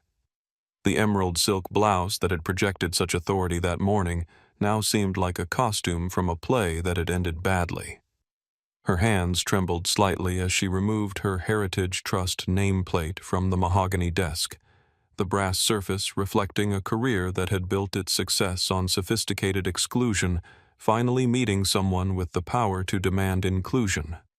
Isabella's phone buzzed constantly with notifications from social media platforms where her discrimination had gone viral, her carefully cultivated professional image now permanently associated with institutional prejudice, broadcast to hundreds of thousands of viewers. The irony was inescapable. Isabella had built her reputation on maintaining Heritage Trust's exclusive atmosphere, and that exclusivity had ultimately excluded her from the institution she had served so successfully. Her sophisticated discrimination had met its match in someone with more sophistication and infinitely more power. David Morrison surrendered his security badge radio and Heritage Trust identification to Kenneth Harper with the crisp efficiency his military training demanded. But his eyes carried the weight of understanding that his career in financial security was effectively over. No institution would hire someone terminated for discriminatory enforcement, and his 20-year service record was now permanently marked by 30 minutes of following orders that violated everything his oath to protect and serve was supposed to represent. As he walked through the lobby toward the exit, David paused to look at Valeria Richmond, who had returned to the same chair where he had threatened her with legal consequences for attempting to conduct legitimate business. The reversal was so complete that it challenged his fundamental understanding of authority, hierarchy, and justice. Miguel Santos stood behind his new desk, formerly Isabella's corner office, trying to process the transformation from complicit bystander to institutional leader in less time than most people took to complete routine transactions. His phone had buzzed 3 times with messages from his wife, Carmen, but he hadn't found words to explain what had occurred or how their family's financial situation had dramatically improved through his proximity to discrimination. He had lacked the courage to challenge. The promotion carried immense responsibility, implementing anti-discrimination training for staff who had been trained to discriminate, establishing new protocols that prioritized dignity over profit margins, and rebuilding customer relationships damaged by years of subtle but pervasive bias. Miguel understood that his success would be measured by Heritage Trust's ability to become the kind of institution that welcomed everyone, rather than serving select populations with manufactured courtesy. Rachel Torres reviewed the documentation she had compiled during the morning's events, understanding that her notes would become the foundation for policy changes that could affect banking practices far beyond Heritage Trust's Dallas location. Her promotion to Customer Advocacy Coordinator represented more than career advancement. It was recognition that individual courage could catalyze institutional change when supported by leadership with both authority and commitment to justice. The viral documentation continued expanding across digital platforms, with James Murphy's Instagram Live reaching 127,000 viewers before ending, and Sarah Jensen's TikTok surpassing 200,000 views within 2 hours of the confrontation. Comments ranged from celebration of accountability to demands for similar reviews at other financial institutions, with users sharing their own experiences of banking discrimination and calling for industry-wide examination of customer service practices. Heritage Trust's corporate communications team worked frantically to manage the crisis, but found themselves in the unusual position of explaining how their majority stakeholders' termination of discriminatory employees actually represented positive institutional change rather than internal chaos. Press releases were drafted, legal statements prepared, and executive leadership briefed on events that had unfolded too quickly for traditional crisis management protocols. Kenneth Harper spent the afternoon on conference calls with Heritage Trust's board of directors, regulatory compliance officers, and legal counsel, explaining how a routine contract renewal meeting had revealed discriminatory practices so egregious that immediate terminations were necessary to prevent federal investigation and potential criminal liability. His 30-year banking career now depended entirely on his ability to implement changes he should have initiated years earlier. The customer impact was immediate and visible. Mrs. Carmen Rodriguez, who had witnessed decades of similar discrimination in silence, approached Miguel Santos to express gratitude for changes that would ensure her granddaughter would never experience the humiliation she had watched that morning. Other minority customers, aware through social media that Heritage Trust's culture had shifted dramatically, began calling to schedule appointments they had avoided for years. But the most profound aftermath was personal, rather than institutional. Valeria Richmond sat in her car in Heritage Trust's parking lot, calling her mother, Rose Williams, to share what had occurred in the same lobby where Rose had cleaned floors while Valeria did homework 30 years earlier. Mama Valeria's voice carried emotions she had contained throughout the morning's confrontation. "I went to Daddy's bank today, the one that told him no, and I made sure they understand that no isn't an answer they get to give people like us anymore." Rose Williams, now 73, and retired from her cleaning service job, listened to her daughter describe the transformation of a place that had symbolized exclusion for their family since Valeria was 4 years old. The conversation lasted 47 minutes, moving through tears, laughter, and the kind of healing that occurs when justice arrives decades later than it should have, but exactly when it's needed most. As afternoon shadows lengthened across Heritage Trust's marble lobby, the institution began operating under new leadership, new policies, and new commitments that would be tested daily by every customer interaction, every loan application, and every moment when employees chose between inclusion and exclusion. The immediate aftermath was complete, but the real work was just beginning. The late June sun cast different shadows across Heritage Trust Bank's marble lobby, illuminating transformation that had become measurable, documented, and permanent in ways that extended far beyond the dramatic personnel changes of March 15th. Under Miguel Santos's leadership, the flagship branch had evolved from a symbol of institutional exclusion to a model for equitable banking practices that was attracting attention from financial institutions across the Southwest. Customer satisfaction ratings had climbed from 67% to 94%, representing the highest scores in Heritage Trust's corporate history and ranking the Dallas location among the top-performing branches in the region. But the numbers only hinted at deeper changes that were visible in daily operations staff interactions and community relationships that had rebuilt themselves around principles of dignity rather than discrimination. The physical space reflected new priorities, with barriers between premium and standard services removed entirely, creating an open floor plan where every customer received identical attention regardless of their apparent financial status. The intimidating bronze plaques that had segregated clientele by perceived wealth were replaced with simple directional signs that guided visitors to appropriate services based on their actual banking needs, rather than employees' assumptions about their social position. Miguel Santos had discovered unexpected talent for leadership that emerged when institutional pressure to discriminate was replaced with institutional support for inclusion. His quarterly reviews showed loan approval rates that had increased 40% among minority applicants while maintaining identical credit standards, proving that discriminatory practices had excluded qualified customers rather than protecting institutional interests. The mandatory anti-discrimination training that Valeria Richmond had required evolved from defensive compliance exercises to genuine education about unconscious bias, customer service excellence, and the economic benefits of inclusive banking practices. Staff members who had initially resisted the changes began reporting higher job satisfaction as they discovered that treating customers with dignity created better working relationships and improved business outcomes. Rachel Torres had transformed the newly created Customer Advocacy Coordinator position into a comprehensive feedback procedure that tracked service quality across all demographic categories, identifying potential discrimination before it could escalate to the patterns that had characterized the branch's previous culture. Her monthly reports showed zero discrimination complaints for the first time in Heritage Trust's documented history, a record that represented both improved training and cultural transformation. The $50 million community investment fund that Valeria had established began producing measurable economic impact throughout Dallas's underserved neighborhoods.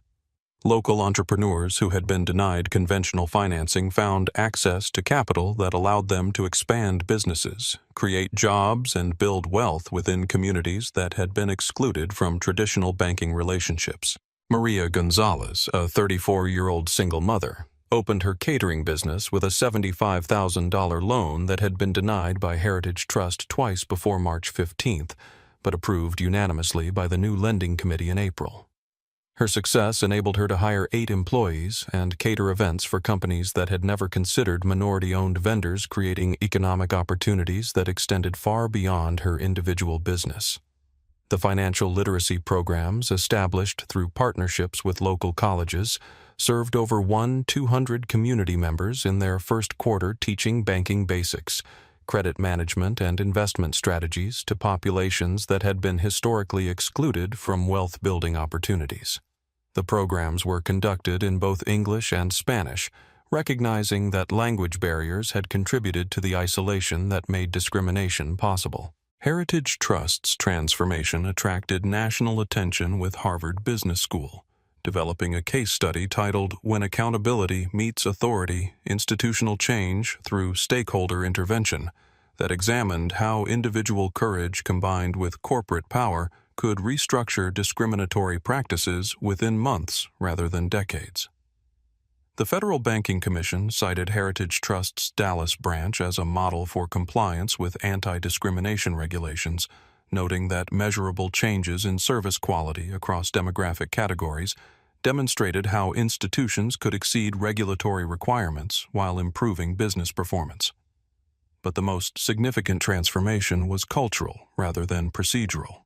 Staff members began sharing stories about customers they had previously dismissed or discouraged, understanding how their assumptions had prevented them from recognizing business opportunities while perpetuating harmful stereotypes. The morning meetings that Isabella Crawford Whitman had used to reinforce exclusive standards became collaborative sessions where employees shared successful inclusive service experiences and problem-solved challenges to providing excellent customer service across all populations.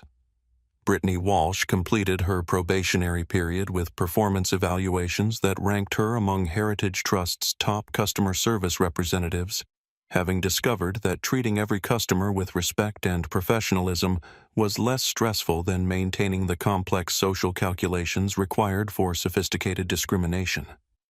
Her student loan payments became manageable through performance bonuses earned by exceeding service quality targets rather than meeting demographic exclusion quotas. The viral social media documentation of March 15th continued generating conversations about banking discrimination throughout the financial services industry, with other institutions implementing policy reviews to avoid similar public accountability.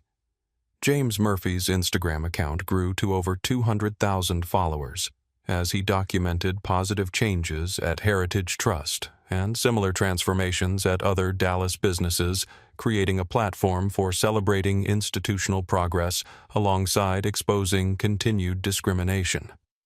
Sarah Jensen parlayed her viral TikTok documentation into a diversity and inclusion consulting business, working with corporations across Texas to identify and eliminate discriminatory practices before they could generate legal liability or public relations disasters.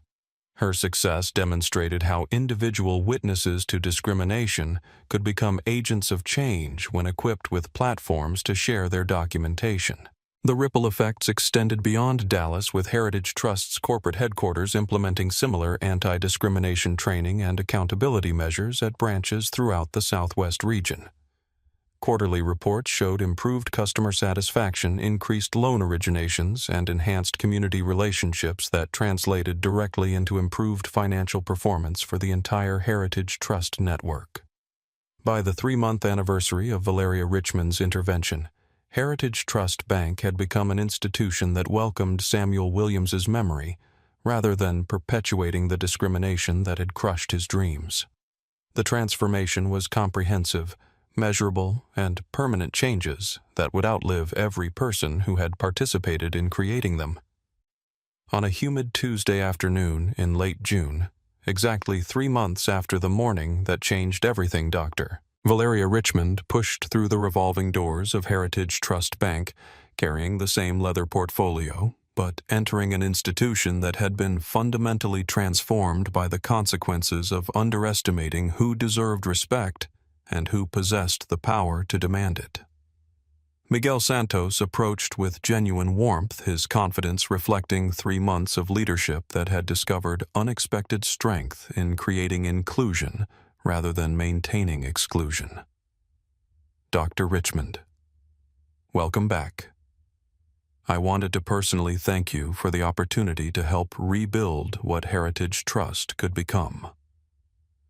The lobby bore no resemblance to the segregated space where Valeria had been forced to wait in March.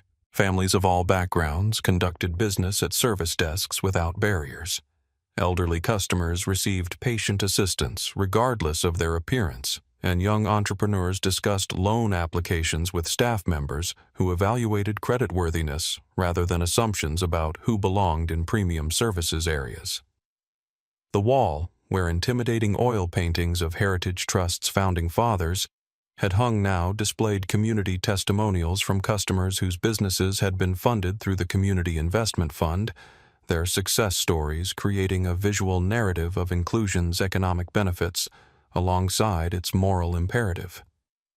Prominent among the testimonials was a framed letter from Maria Gonzalez, whose catering business had grown from a $75,000 loan to a thriving enterprise that employed 12 people and served corporate clients throughout the Dallas region. But the most meaningful display occupied the corner where Isabella Crawford Whitman's office had been located. A memorial case contained Samuel Williams's original 1987 loan application preserved behind glass, alongside contemporary loan approvals that used criteria which would have qualified him for the business capital he had been denied. The inscription read, "In memory of dreams deferred in honor of justice, served in commitment to dignity for all." Valeria stood before her father's loan application, reading his handwritten business plan for a small cleaning service that had included financial projections, market analysis, and employment goals that demonstrated entrepreneurial vision decades ahead of its time. The denial letter attached to his application bore the signature of an assistant manager whose reasoning was summarized in 4 words. "Applicant lacks appropriate background." "He would have succeeded," Valeria said quietly, addressing Miguel but speaking to her father's memory. Every projection he made was conservative. His market analysis was accurate. His financial planning was sound. The only thing he lacked was someone willing to look beyond their assumptions about what success looked like. Miguel nodded, understanding that Heritage Trust's transformation was personal as well as institutional, rooted in generational pain that had found its resolution through corporate authority wielded with surgical precision. "Dr. Richmond, we've approved 17 similar business plans in the past month. Your father's criteria are now our standard for evaluating entrepreneurial potential rather than social position." Rachel Torres approached with a quarterly report that documented changes measurable in statistics but rooted in daily choices by employees who had learned to see customers as individuals rather than representatives of demographic categories they had been trained to exclude. "Dr. Richmond, I wanted to share some numbers that I think would make your father proud." The report showed loan approval rates for minority entrepreneurs that had increased 300% while maintaining identical credit standards, demonstrating that discriminatory practices had excluded qualified customers rather than protecting institutional interests. Customer satisfaction ratings among all demographic categories had reached record levels, proving that dignified service improved business relationships across every population Heritage Trust served. But the most meaningful change was attitudinal rather than statistical. Staff members who had once calculated complex social hierarchies to determine appropriate service levels now focused on understanding customer needs and providing solutions that built long-term banking relationships. The energy that Isabella Crawford Whitman had devoted to sophisticated exclusion was redirected toward genuine customer service that created economic opportunities for both clients and Heritage Trust. Valeria walked to the window where she had been forced to wait on March 15th, looking out at the Dallas skyline where her father had driven his sanitation route for 37 years, while dreaming of businesses he would never be allowed to build. The view hadn't changed, but everything it represented had been transformed through institutional reconstruction that proved procedures could evolve when confronted by people with both the power and determination to demand change, Mr. Santos, Valeria said, turning from the window with a smile that carried satisfaction earned through decades of building alternative procedures that finally had the power to replace discriminatory institutions. I'm proud of what Heritage Trust has become. More importantly, I'm grateful for leaders who understood that real change requires daily commitment to principles rather than quarterly adjustments to procedures. The conversation continued for 47 minutes, reviewing progress reports, discussing expansion of community investment programs, and planning employee recognition ceremonies for staff members who had embraced inclusion with enthusiasm that transformed Heritage Trust's culture from the inside out.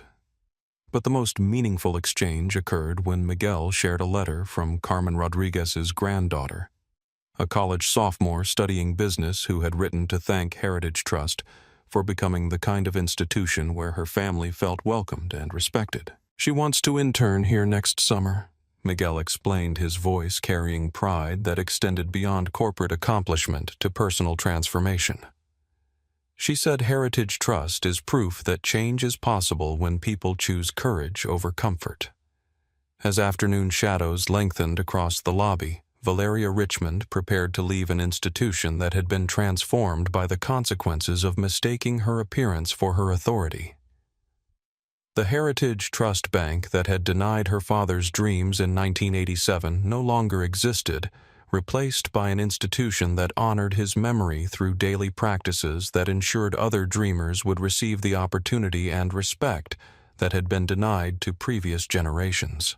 The personal legacy was complete, but its impact would continue through every customer interaction, every loan application, and every moment when Heritage Trust employees chose dignity over discrimination, proving that institutional change was possible when individual courage met corporate authority in pursuit of justice that arrived decades later than it should have, but exactly when it could do the most good.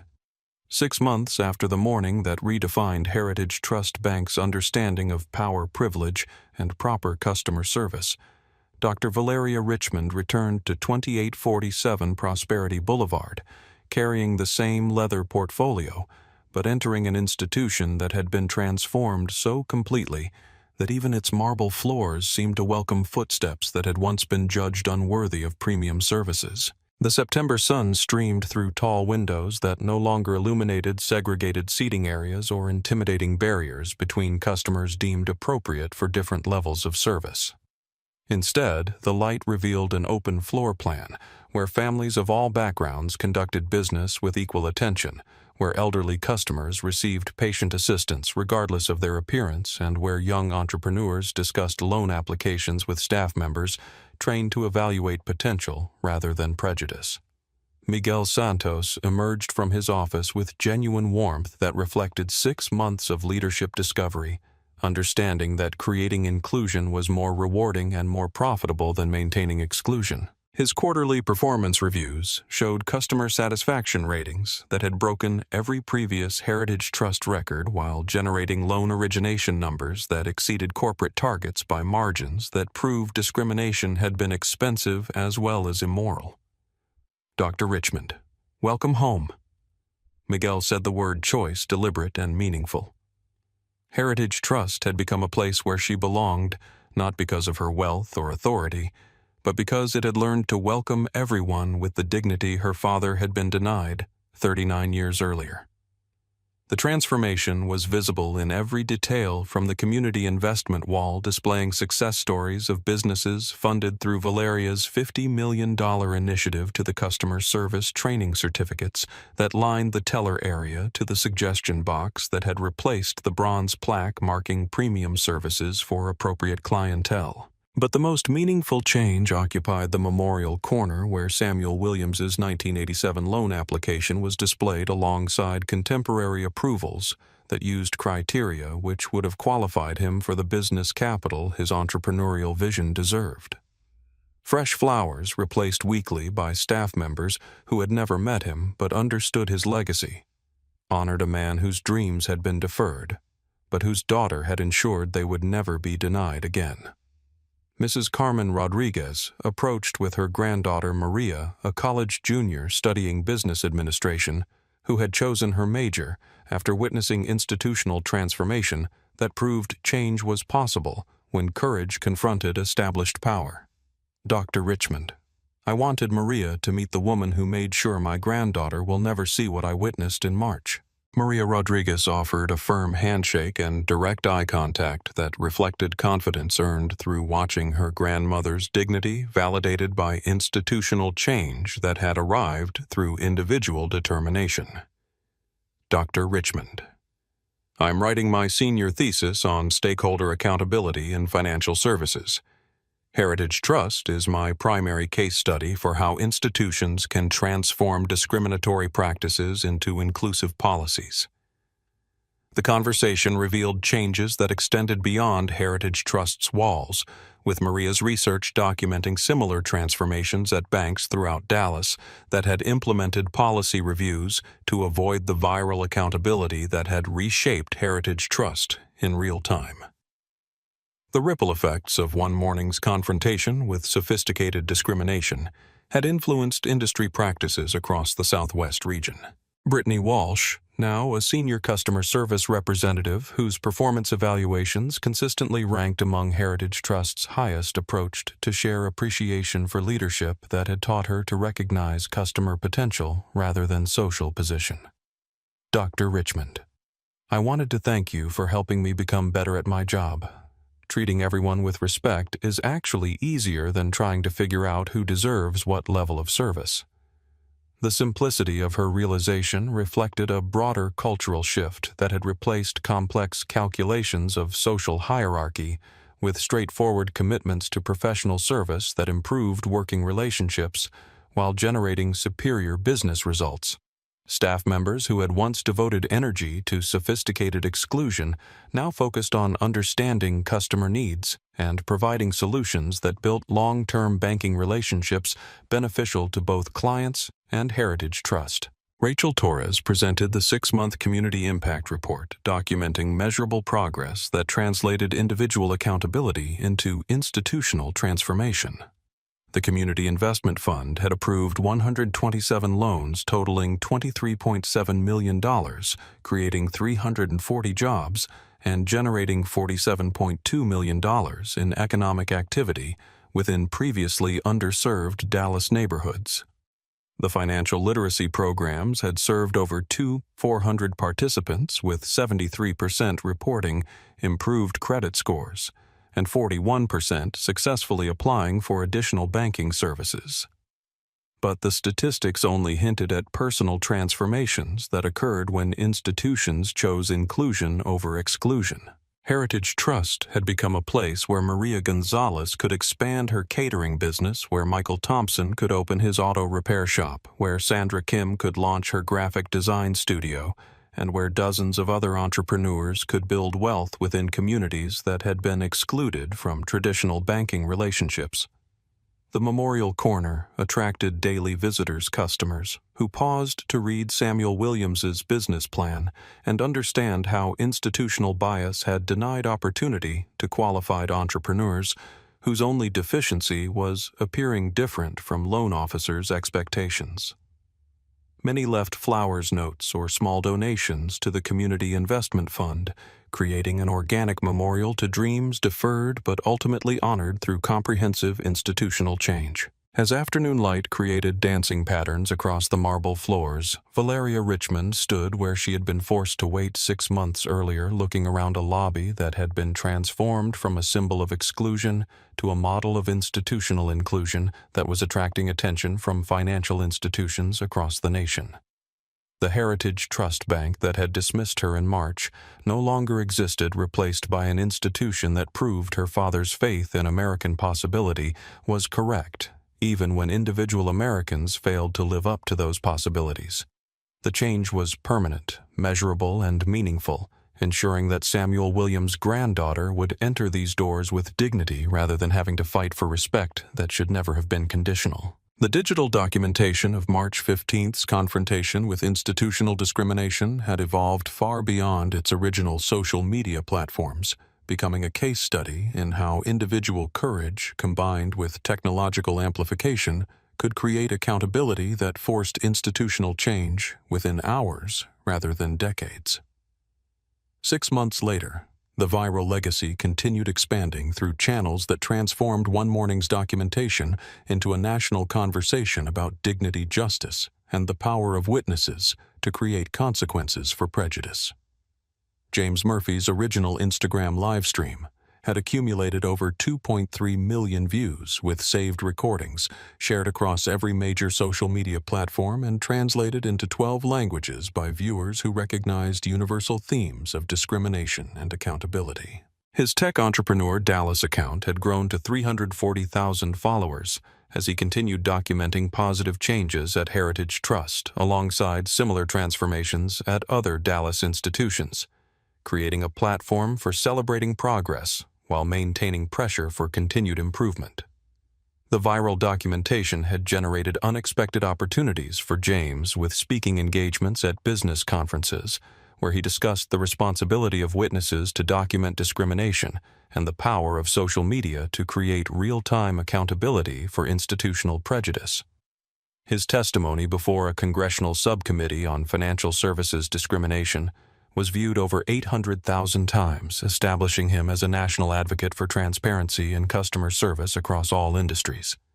Sarah Jensen's TikTok documentation had surpassed 5.7 million views, with duets and stitches by creators across the country sharing their own experiences of banking discrimination while celebrating Heritage Trust's transformation as proof that change was possible when accountability met authority.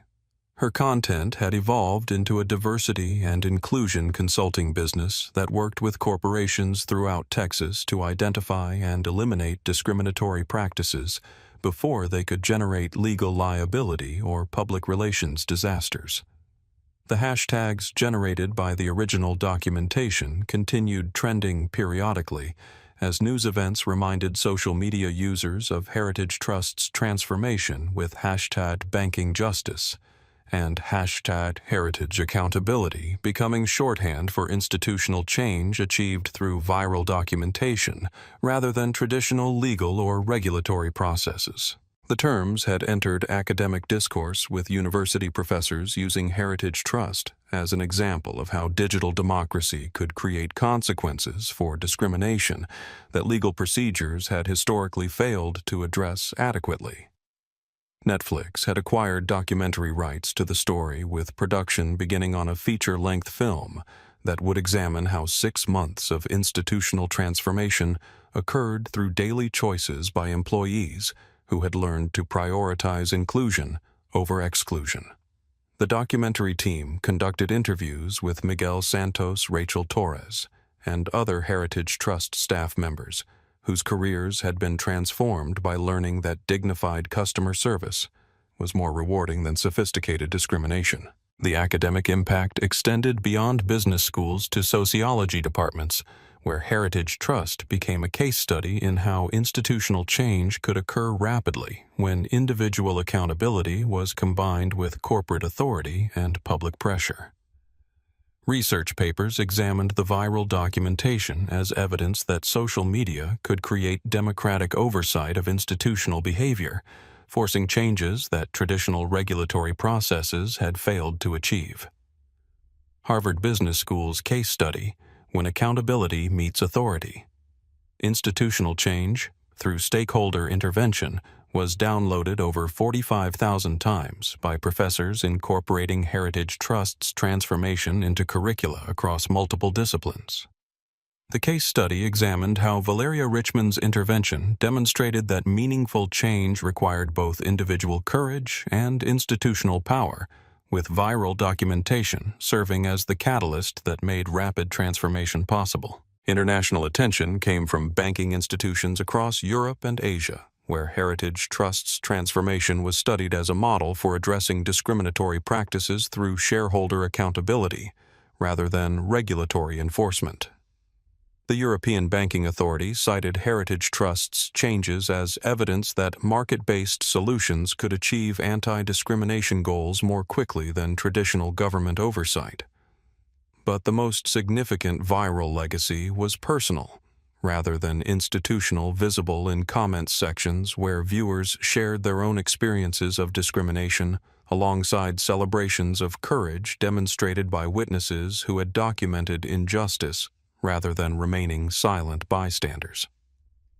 Thousands of people credited the Heritage Trust documentation with inspiring them to speak up when they witnessed similar discrimination, creating a cultural shift toward active intervention rather than passive observation. The viral documentation had generated a new understanding of witness responsibility, with viewers recognizing that smartphones created opportunities and obligations to document discrimination that previous generations had been forced to endure without evidence or accountability. Comment threads became spaces for sharing strategies for effective documentation, legal rights of witnesses, and techniques for supporting discrimination victims while maintaining personal safety. Corporate communications departments across multiple industries developed social media monitoring procedures designed to identify potential discrimination incidents before they could generate viral accountability.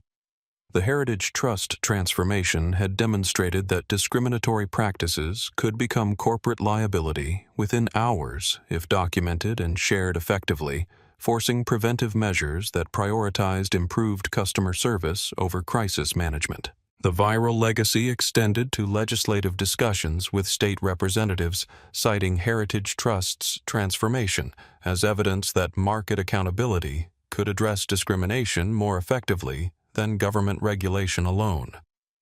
The documentation had become part of congressional testimony about banking discrimination, federal oversight of customer service practices, and the role of social media in creating democratic accountability for institutional behavior. 6 months after Sarah Jensen whispered Dallas friends, "I need y'all to witness this," into her phone, her documentation had influenced banking practices across the Southwest, inspired federal legislation, and created a template for using viral attention to generate institutional accountability that traditional advocacy had struggled to achieve. The viral legacy was permanently archived across platforms where future generations could study how individual courage, technological amplification, and corporate authority combined to transform an institution within 6 months, proving that dramatic change was possible when discrimination met accountability in real time.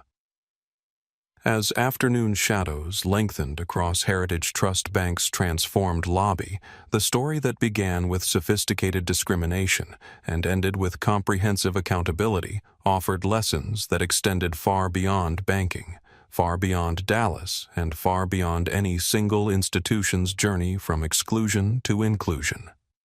The universal message emerged not from corporate policy or legal precedent, but from the simple recognition that dignity should never depend on appearance, wealth, or anyone else's assumption about who deserves respect. To every person who has ever been dismissed because their appearance didn't match someone else's expectations about success, Heritage Trust's transformation proves that patience and persistence can overcome institutional prejudice when combined with individual courage and technological accountability.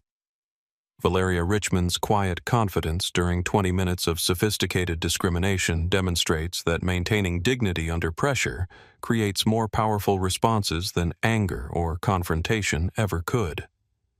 To every witness who has observed discrimination while struggling with the choice between intervention and safety, the viral documentation that forced Heritage Trust's transformation shows that modern technology has created new obligations and opportunities for creating accountability. James Murphy's decision to document injustice rather than remain a silent bystander proves that individual choices to record and share discrimination can generate consequences that protect future victims while forcing institutional change. To every employee working within institutions that maintain discriminatory practices through policy procedure and unspoken expectations, Miguel Santos's transformation from complicit bystander to inclusive leader demonstrates that individuals can choose courage over comfort when leadership supports dignity over discrimination. His success in rebuilding Heritage Trust's culture proves that inclusion generates better business results than exclusion, while creating more rewarding work environments for everyone involved.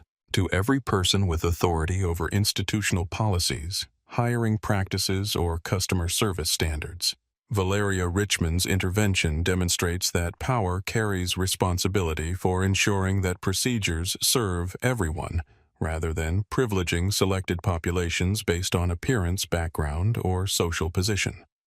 Her ability to transform Heritage Trust within hours rather than years proves that meaningful change requires commitment from people with actual authority, rather than symbolic gestures from those without power to implement solutions. The Heritage Trust story offers hope for everyone who has been told they don't belong, don't deserve respect, or don't look like what success should look like. It proves that institutions can change rapidly when confronted by people with both the courage to demand change and the authority to implement it. The transformation demonstrates that discriminatory practices are expensive mistakes rather than profitable strategies costing institutions money while creating legal liability and public relations disasters that viral documentation can generate within hours. But the universal message extends beyond individual empowerment to collective responsibility, recognizing that discrimination persists because too many people choose silence over solidarity, comfort over courage, and assumption over investigation. Heritage Trust's transformation required individual accountability from Valeria Richmond, viral documentation from James Murphy and Sarah Jensen, and institutional support from Miguel Santos and Rachel Torres. Change happened because multiple people chose action over inaction when confronted with institutional injustice. The story reminds every viewer that discrimination doesn't always announce itself with crude language or obvious hostility.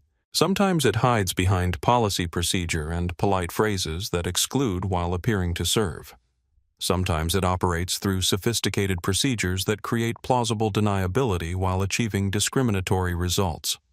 Heritage Trust's transformation teaches recognition of institutional bias regardless of how professionally it's packaged or how politely it's delivered.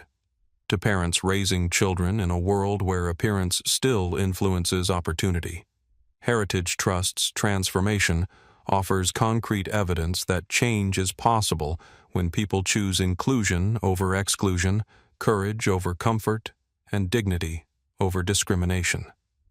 The memorial to Samuel Williams demonstrates that individual dreams deferred can become institutional transformations that ensure future generations receive the opportunities their ancestors were denied.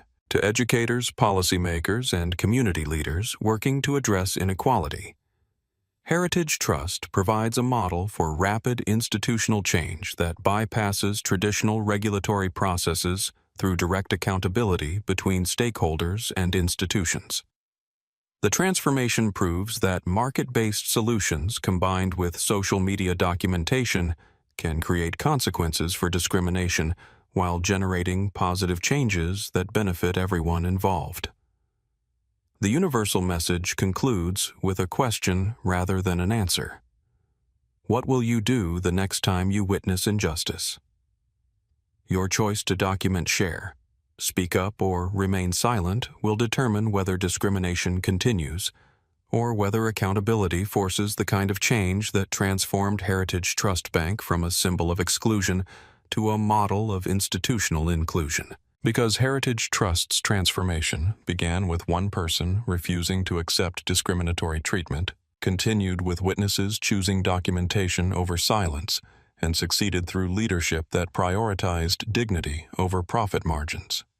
Your decision to follow their example could create the next transformation, protect the next victim, and prove that individual courage combined with collective action can reshape any institution willing to choose inclusion over exclusion.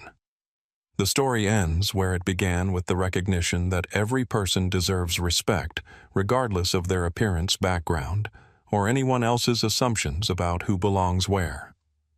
Heritage Trust Bank learned that lesson the hard way, but they learned it completely, and their transformation offers hope that any institution can evolve when confronted by people determined to create a world where dignity is universal rather than conditional. The late afternoon sun cast long shadows across Heritage Trust Bank's Memorial Corner, where fresh flowers surrounded Samuel Williams's preserved loan application and created a quiet space for reflection that had become sacred to everyone who understood how institutional bias could destroy dreams, while institutional change could honor memory through daily action. Dr. Valeria Richmond stood before her father's handwritten business plan, reading his projections for a cleaning service that would have employed 12 people and generated enough revenue to send his daughter to college without the student loans that had shaped her early career. The numbers were conservative, the market analysis accurate, and the financial planning sound. The only deficiency had been appearing before loan officers who couldn't see past their assumptions about who deserved opportunity. "Daddy," she whispered to the glass case that preserved his application alongside contemporary loan approvals that used criteria which would have qualified him for the business capital his entrepreneurial vision deserved. "We changed the rules. Samuel Williams would get his loan today, and his daughter wouldn't have to buy the bank to make sure it happened." The memorial had attracted visitors from across Dallas, customers who paused to understand how one man's denied dreams had become the catalyst for institutional transformation that ensured other dreamers would receive opportunities their predecessors were denied. Many left flowers notes expressing gratitude for changes that extended far beyond Heritage Trust, or small donations to the Community Investment Fund that continued Samuel Williams's legacy through supporting entrepreneurs whose only crime was looking different from traditional expectations about success. Miguel Santos approached with the quarterly impact report documenting how Samuel Williams's memorial had inspired Heritage Trust employees to exceed every target for inclusive customer service, while generating business results that proved discrimination had been expensive as well as immoral. Dr. Richmond, your father's legacy has touched every person who works here. We understand that dignity isn't just good policy, it's good business. The numbers confirmed what daily experience had demonstrated: treating customers with respect, regardless of their appearance, generated better relationships, increased customer loyalty, and produced superior financial results compared to the sophisticated exclusion that had characterized Heritage Trust's previous culture.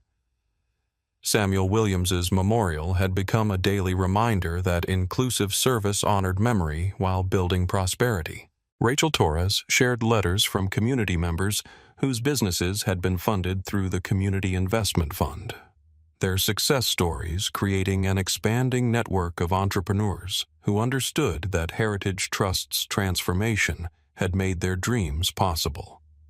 Dr. Richmond, we've proven that your father's faith in American opportunity was correct even when individual Americans failed to live up to those possibilities. The letters revealed transformations that extended beyond individual businesses to entire neighborhoods, where Heritage Trust's community investment had created jobs, generated tax revenue, and demonstrated that inclusive banking practices could rebuild communities that had been excluded from traditional financial services. Samuel Williams's legacy lived through every job created, every family supported, and every dream realized through institutional change that honored his memory. As evening light created dancing patterns across the marble floors, Valeria Richmond prepared to leave an institution that had been transformed by understanding the cost of discrimination and the value of inclusion.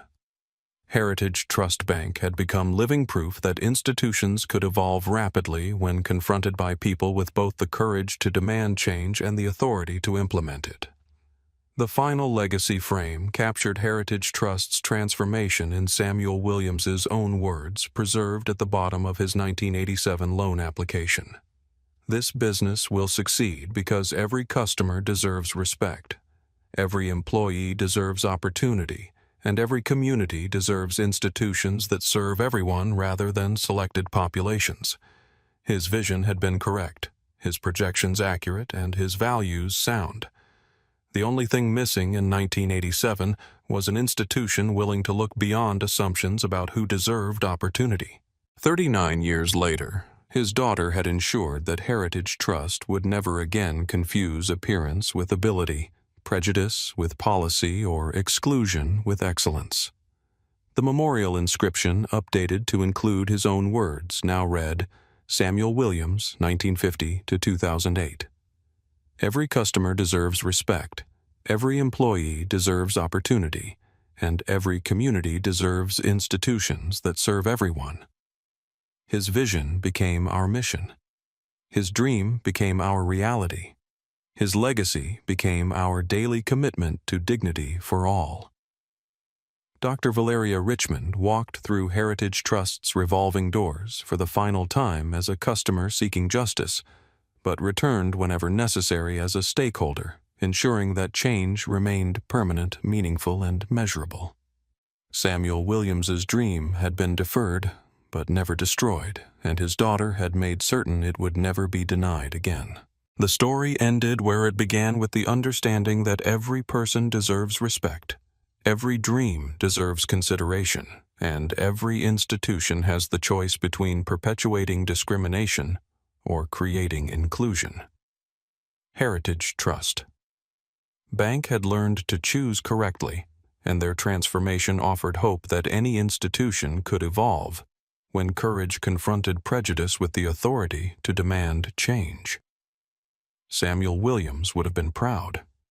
His daughter had built the bank he would have wanted to enter, and his grandchildren would inherit a world where dignity was universal rather than conditional, where dreams were evaluated on merit rather than appearance, and where institutions served everyone rather than selected populations. The legacy was complete, permanent and powerful, proving that individual courage combined with institutional authority could transform any procedure willing to choose inclusion over exclusion, dignity over discrimination, and justice over prejudice.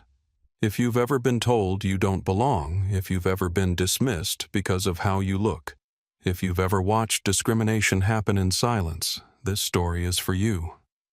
Share it not just for awareness, but for action. Because the next person who needs courage might be you, and the next institution that needs changing might be the one where you work bank or simply exist as a human being deserving of dignity. Your voice matters. Your story matters. Your dignity is non-negotiable. And sometimes when you stand up with quiet strength instead of loud anger, you create change that echoes for generations. Don't forget to like this video if it moved you. Subscribe to this channel because we're building a community that believes respect should be universal. Share this story with someone who needs to hear it. And remember, the next time you witness injustice, your choice to document it, speak up, or stay silent will determine whether discrimination continues or whether accountability creates the change our world desperately needs. Because dignity isn't a privilege. It's a promise we make to each other one story at a time. Until next time, choose courage, choose justice, and never forget that your actions matter more than you know.